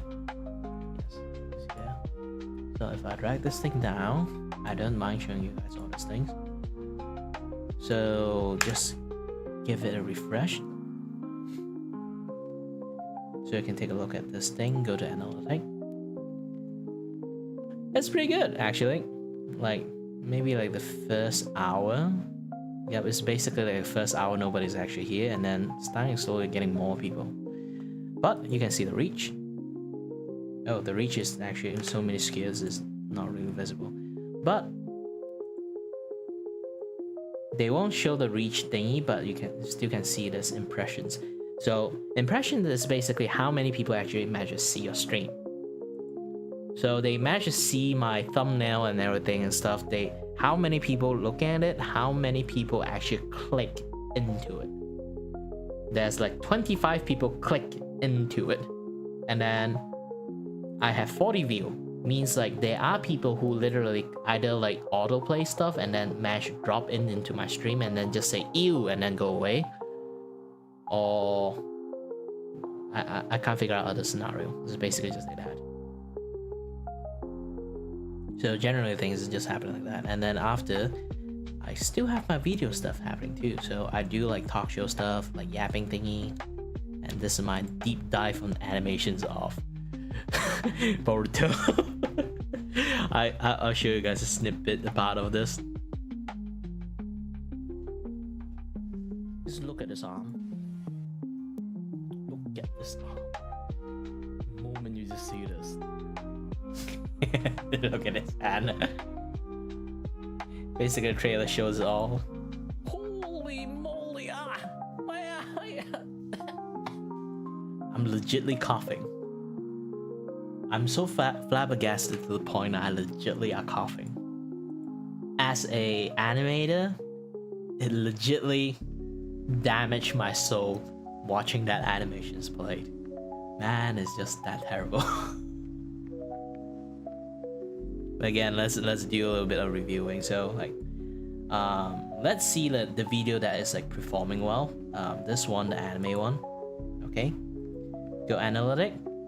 It stopped growing anymore. No people are going to give this a peep. Why?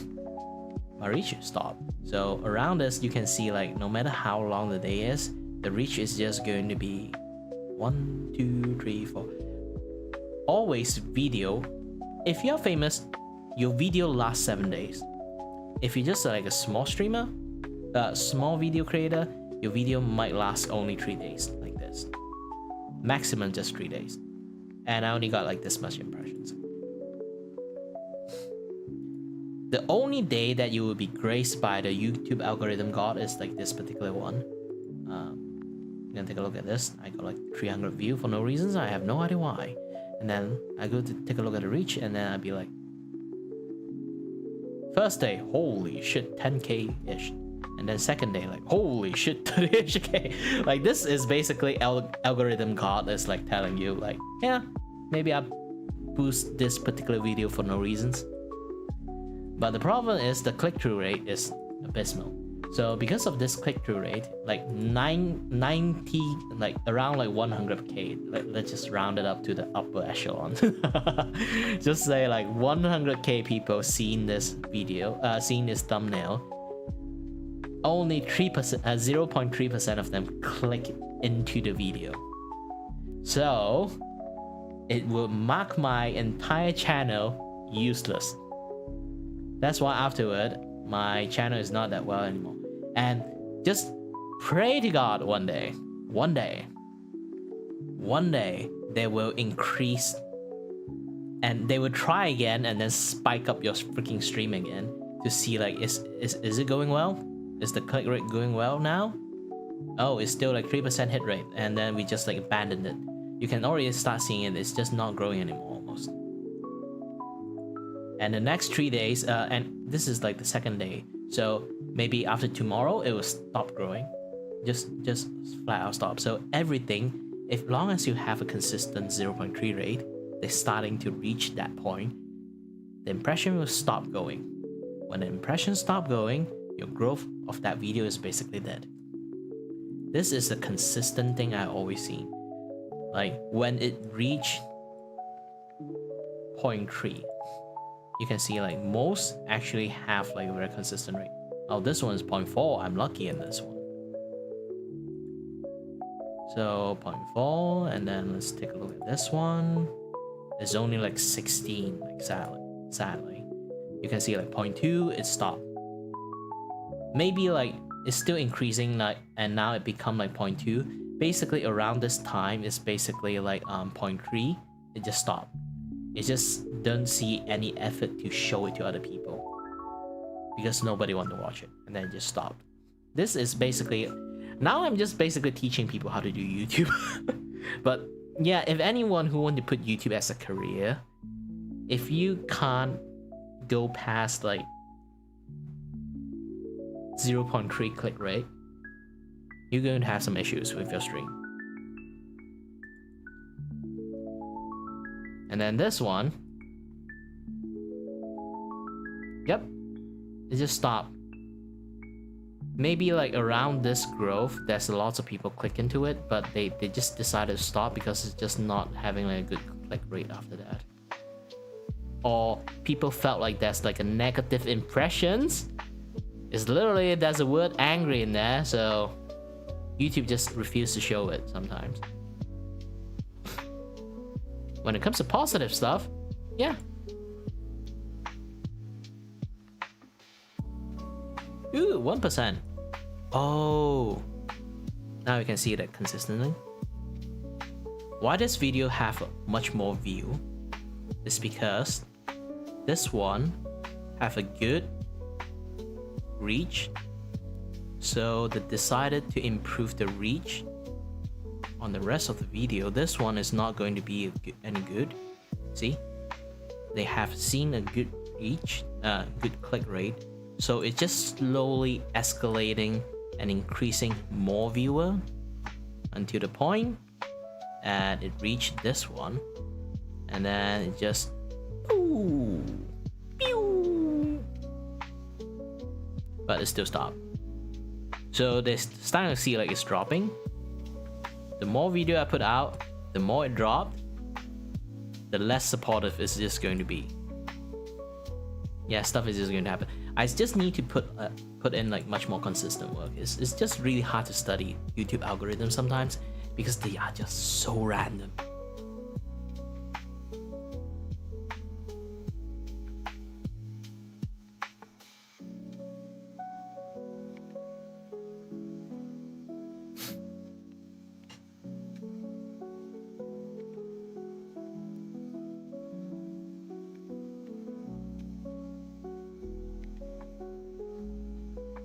Alright, goodbye, Destiny. My bad. Yeah, I don't have much to show anymore.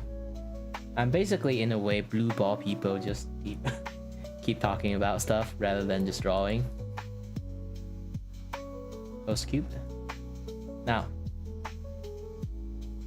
today, it's not going to be much. I'm just going to draw a baseline for the emote. I already have my glove. Where's my drawing pen? Here we go. And then I need to look at the reference. The reference is... I'm going to show the most awesome reference that I've ever seen. Last. Yes, last. Let me.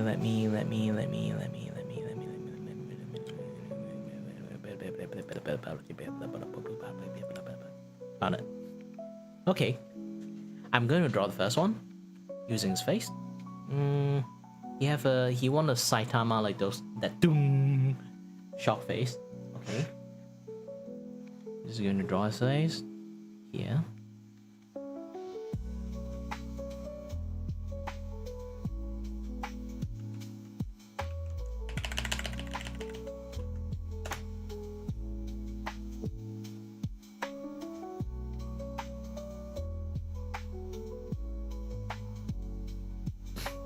Let's get a closer look in his Vtuber.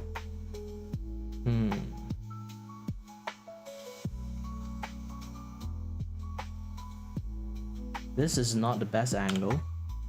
Let's draw another angle.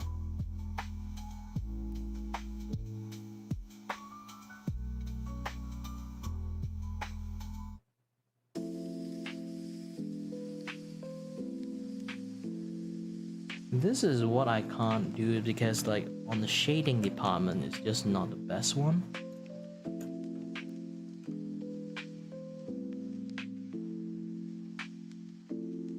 I need to zoom in the face a little bit more.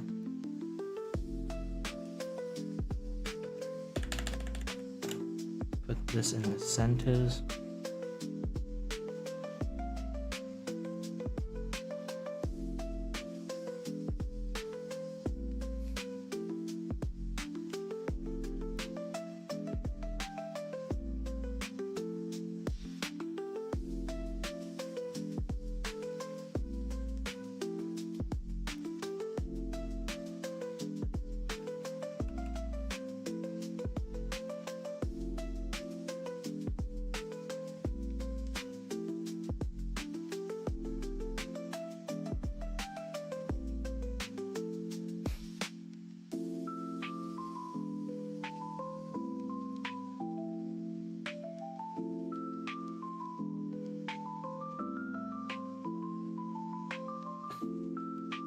People who manage to stay until now, they'll be like, yay, he's finally drawing.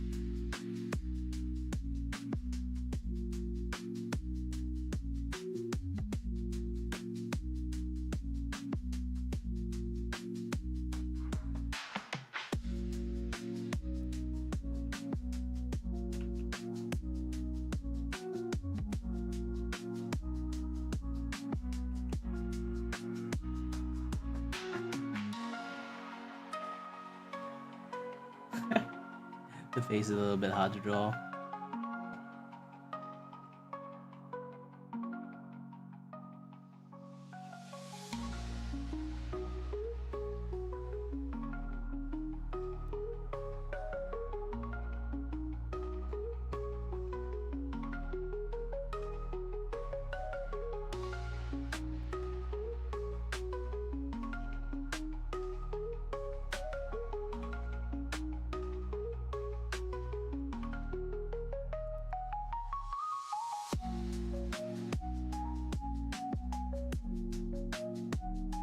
Yeah, I guess the mouth position is not the best one. Let's try to draw a bit better on the nose one. Here, nose drill here.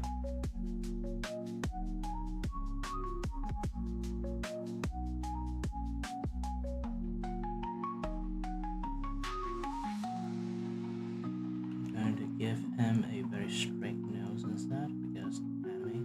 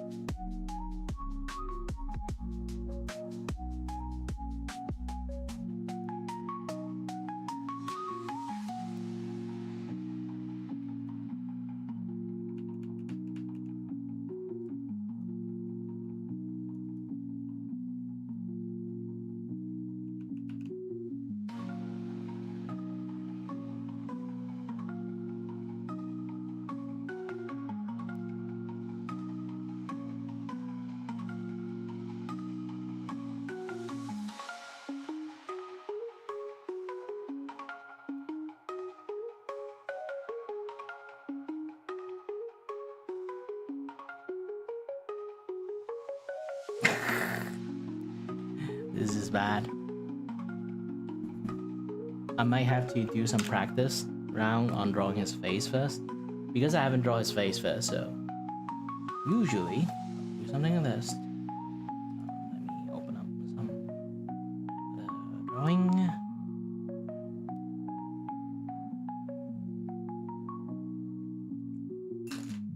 Okay, let's have this found. Copy. Paste here. And drag this in. Let's learn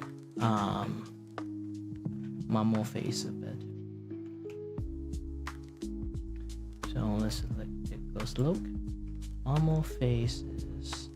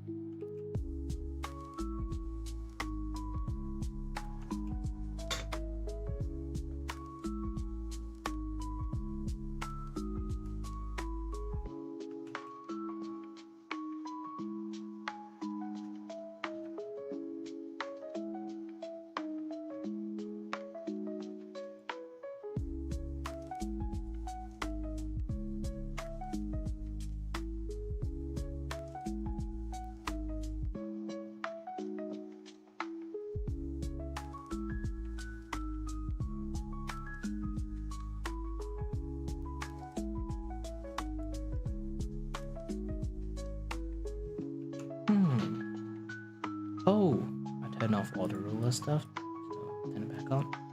Should be working now. Yes.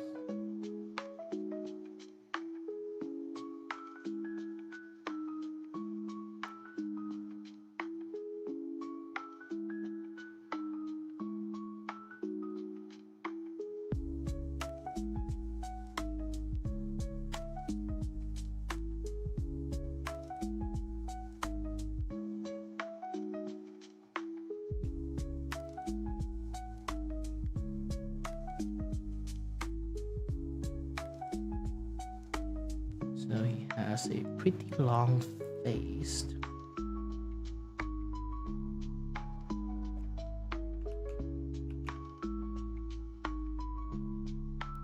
Have a pretty distant over here, and you can say thicker lips. Technically say that his hair.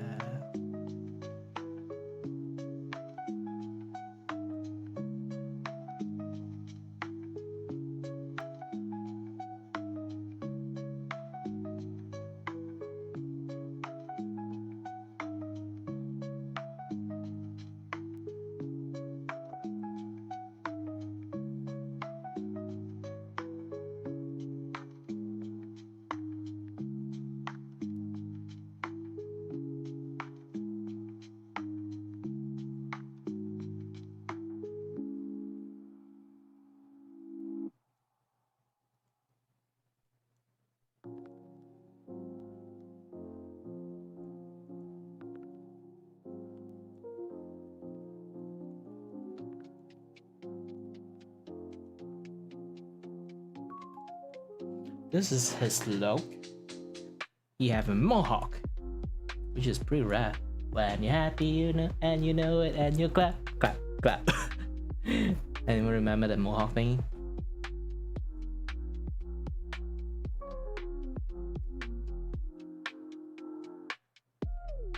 So after finish drawing that, I have some enough experience to be able to replicate his face now.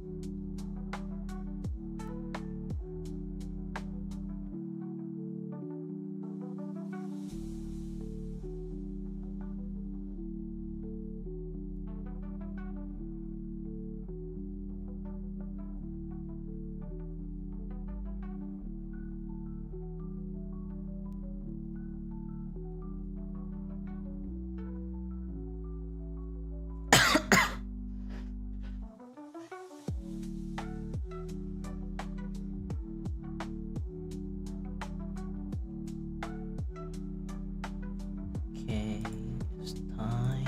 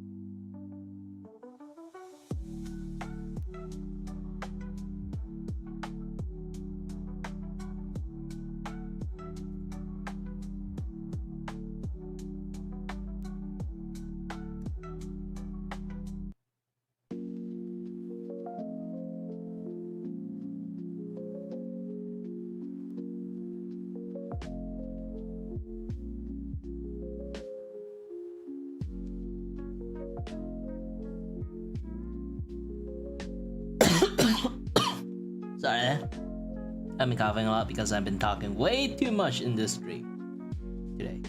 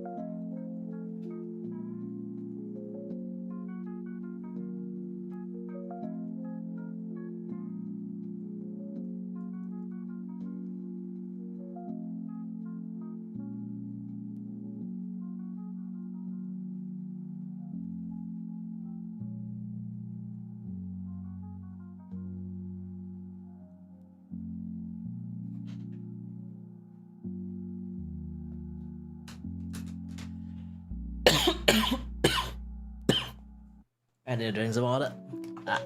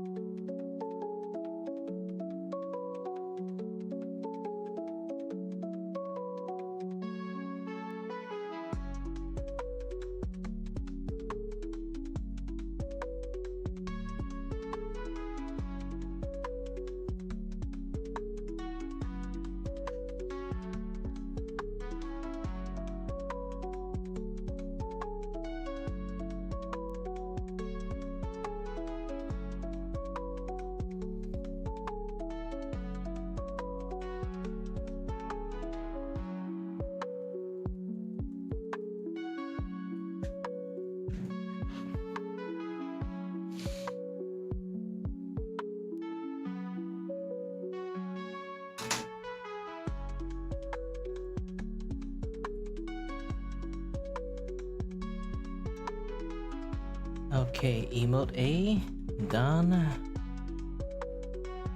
Emote B is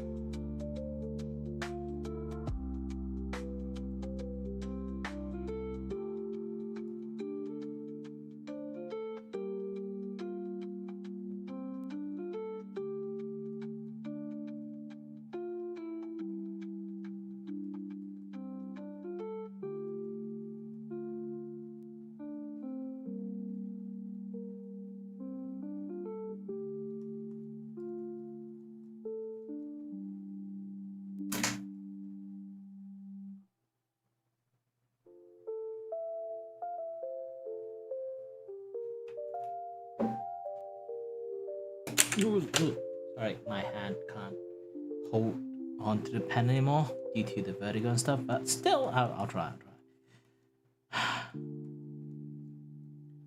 Again, it's a little bit frustrating, but I can do it. Kiray, you can do it. Kiray.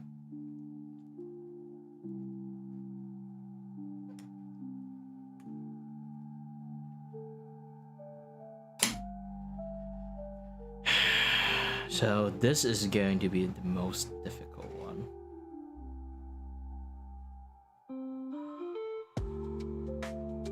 Basically, I have to draw this 1, 2,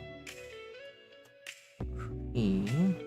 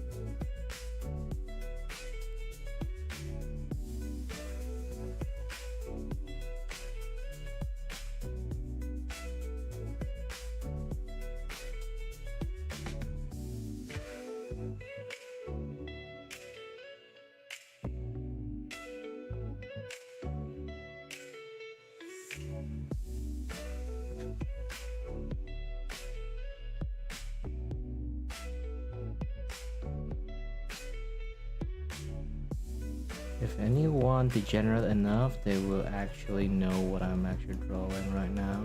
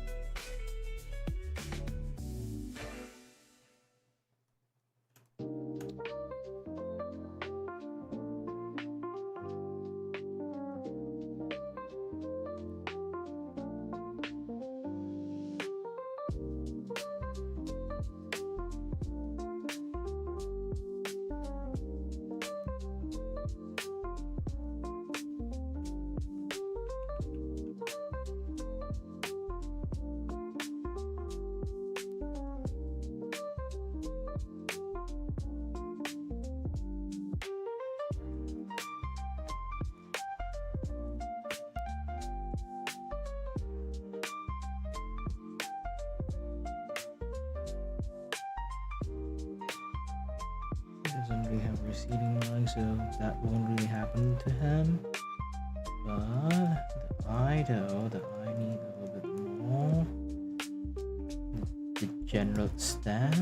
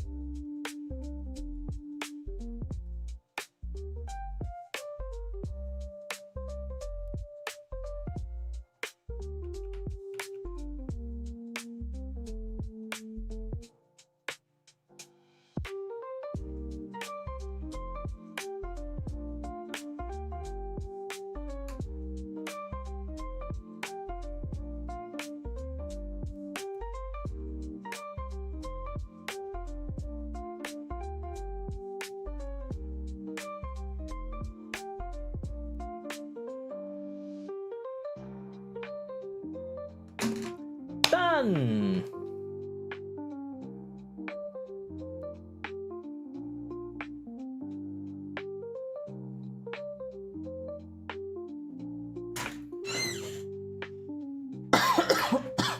I spent like a 40-minute just to draw this thing, and then the detail drawing I'll do it tomorrow. What I do today? Depends. I still got time, I still got energy. So, it's really rare, actually.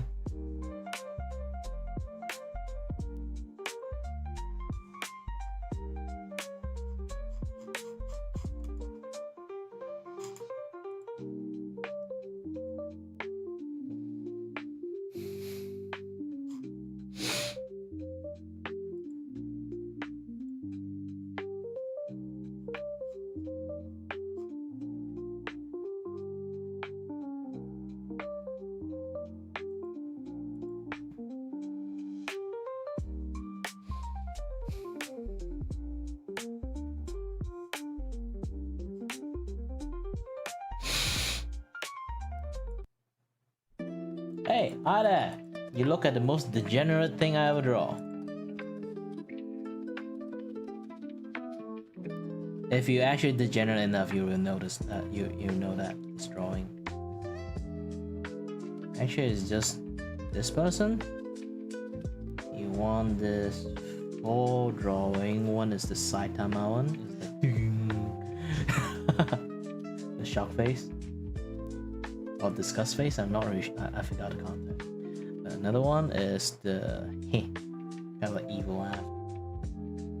Another one is the if anyone watched Bochi before, this is basically that one. But I kind of like after finished drawing it, I kind of like realized that anyone know like the Rage comic back in the days.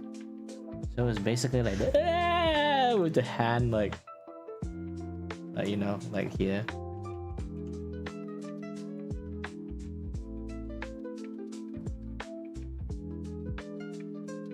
So welcome back, welcome back, welcome back. I decided to pull out my act and start keep drawing instead of just keep telling story. Else I'm just going to not be able to draw forever and ever.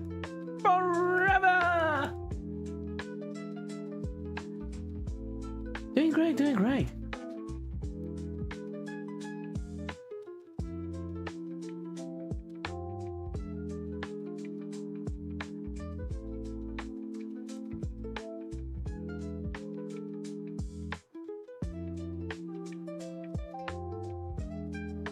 I don't question other people drawing, to be honest. Other people's taste, to be honest. I'm a very open-minded person.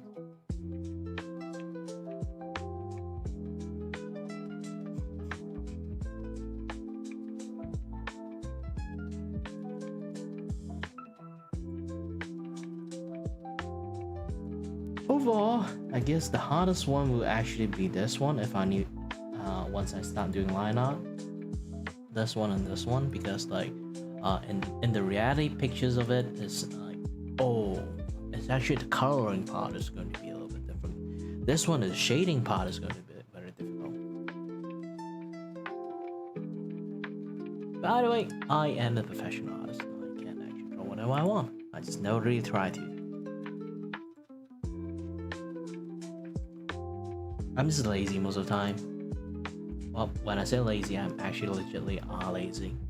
When you have like my conditions, you always deal with it 24/7 a day, you will become lazy person.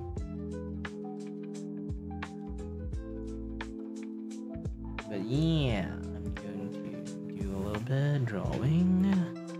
Starting this one, I will be... Ooh. Stabilizing just a little bit too much. Might use thicker brush this time.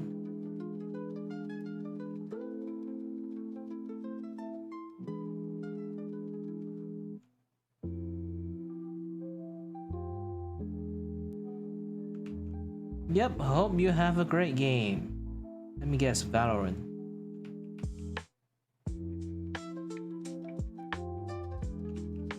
Oh, usually if you have to play games and then still have some times, it's either A, Valorant, B, League.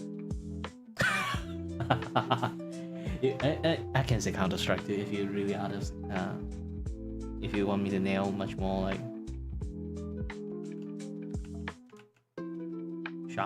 sharper on my nailing.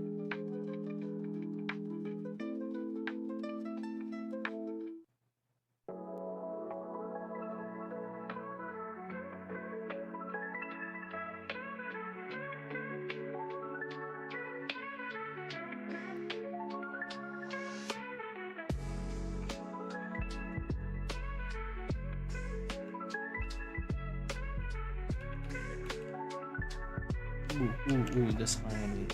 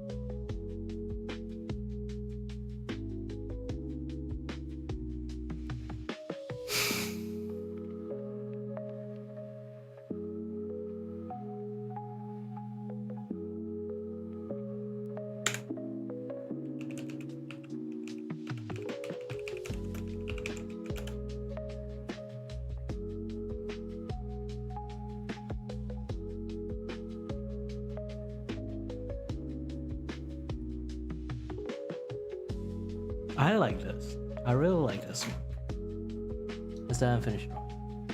Still, probably really like it.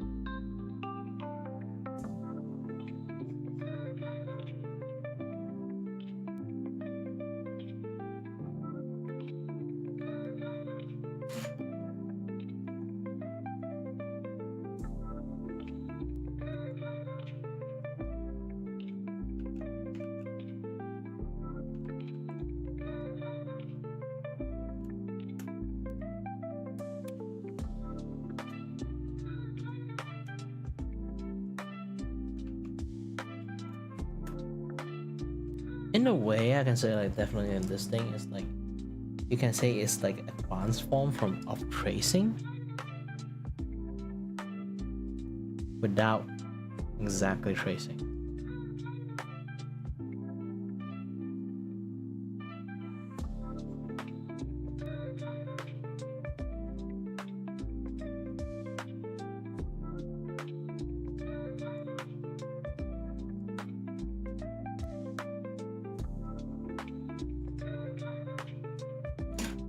Just mimicking what I'm seeing right now. It's like that is basically what they want. So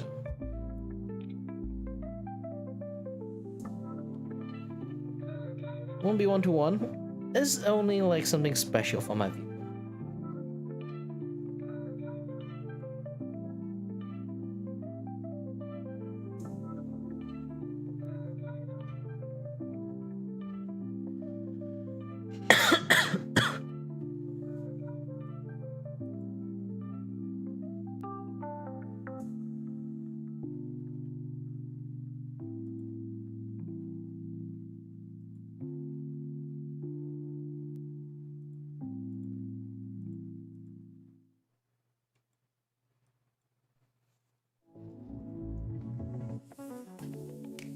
So later on I would do more like drawing line, this and that, yada stuff.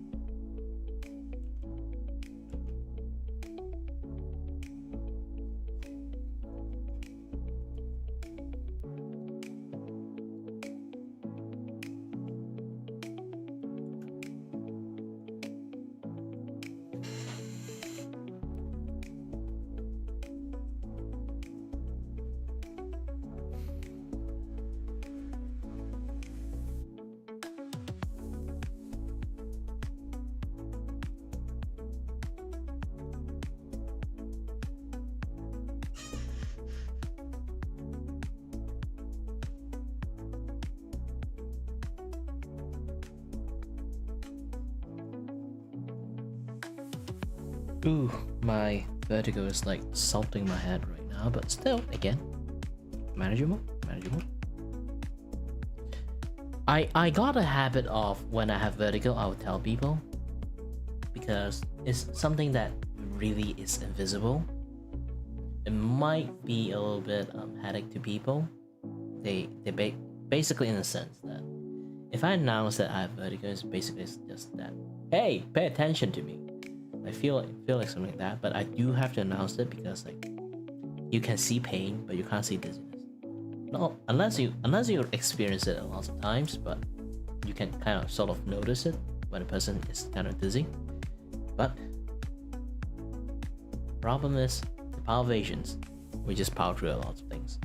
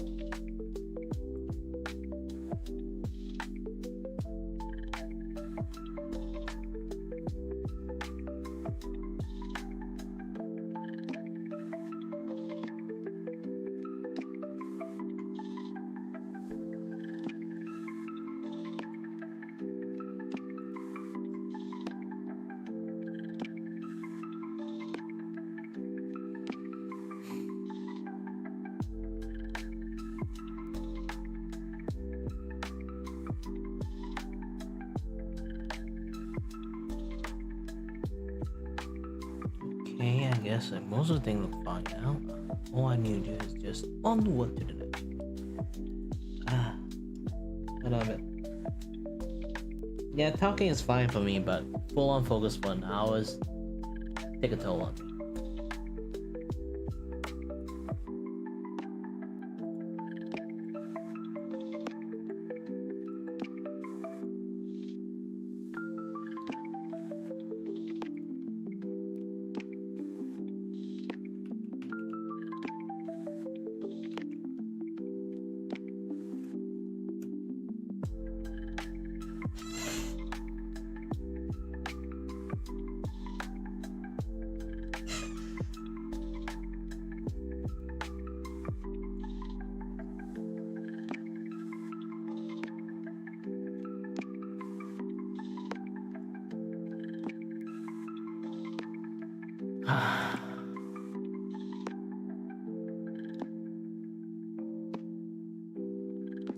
This has been good.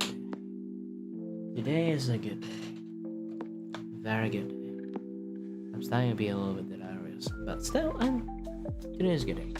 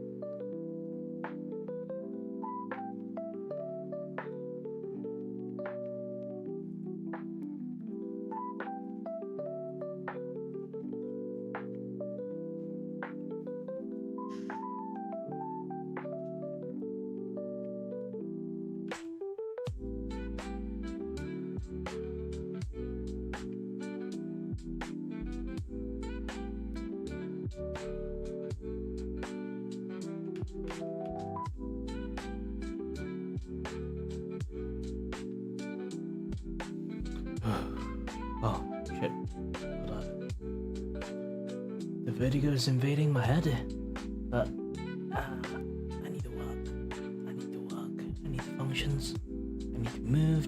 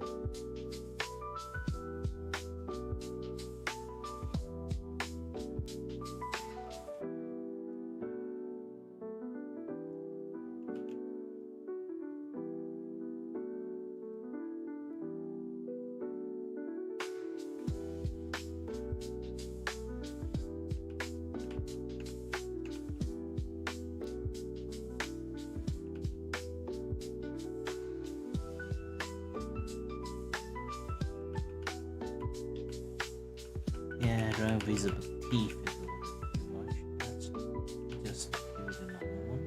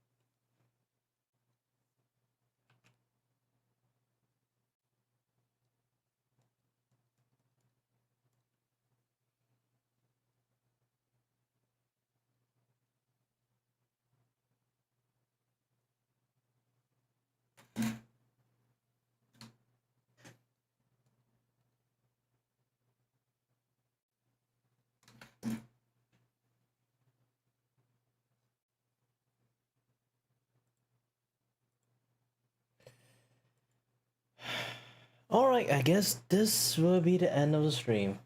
I'm already like, my dizziness is like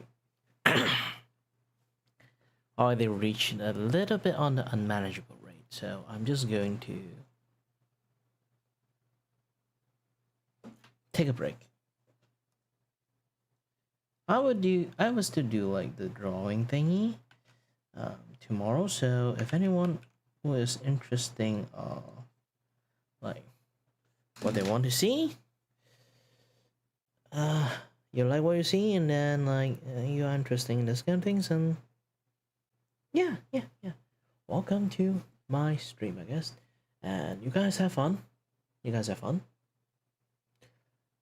Thank you very much for watching, and as always, stay healthy, stay safe. Until next time, stay tuned on the next stream. Bye bye. Forgot to press this.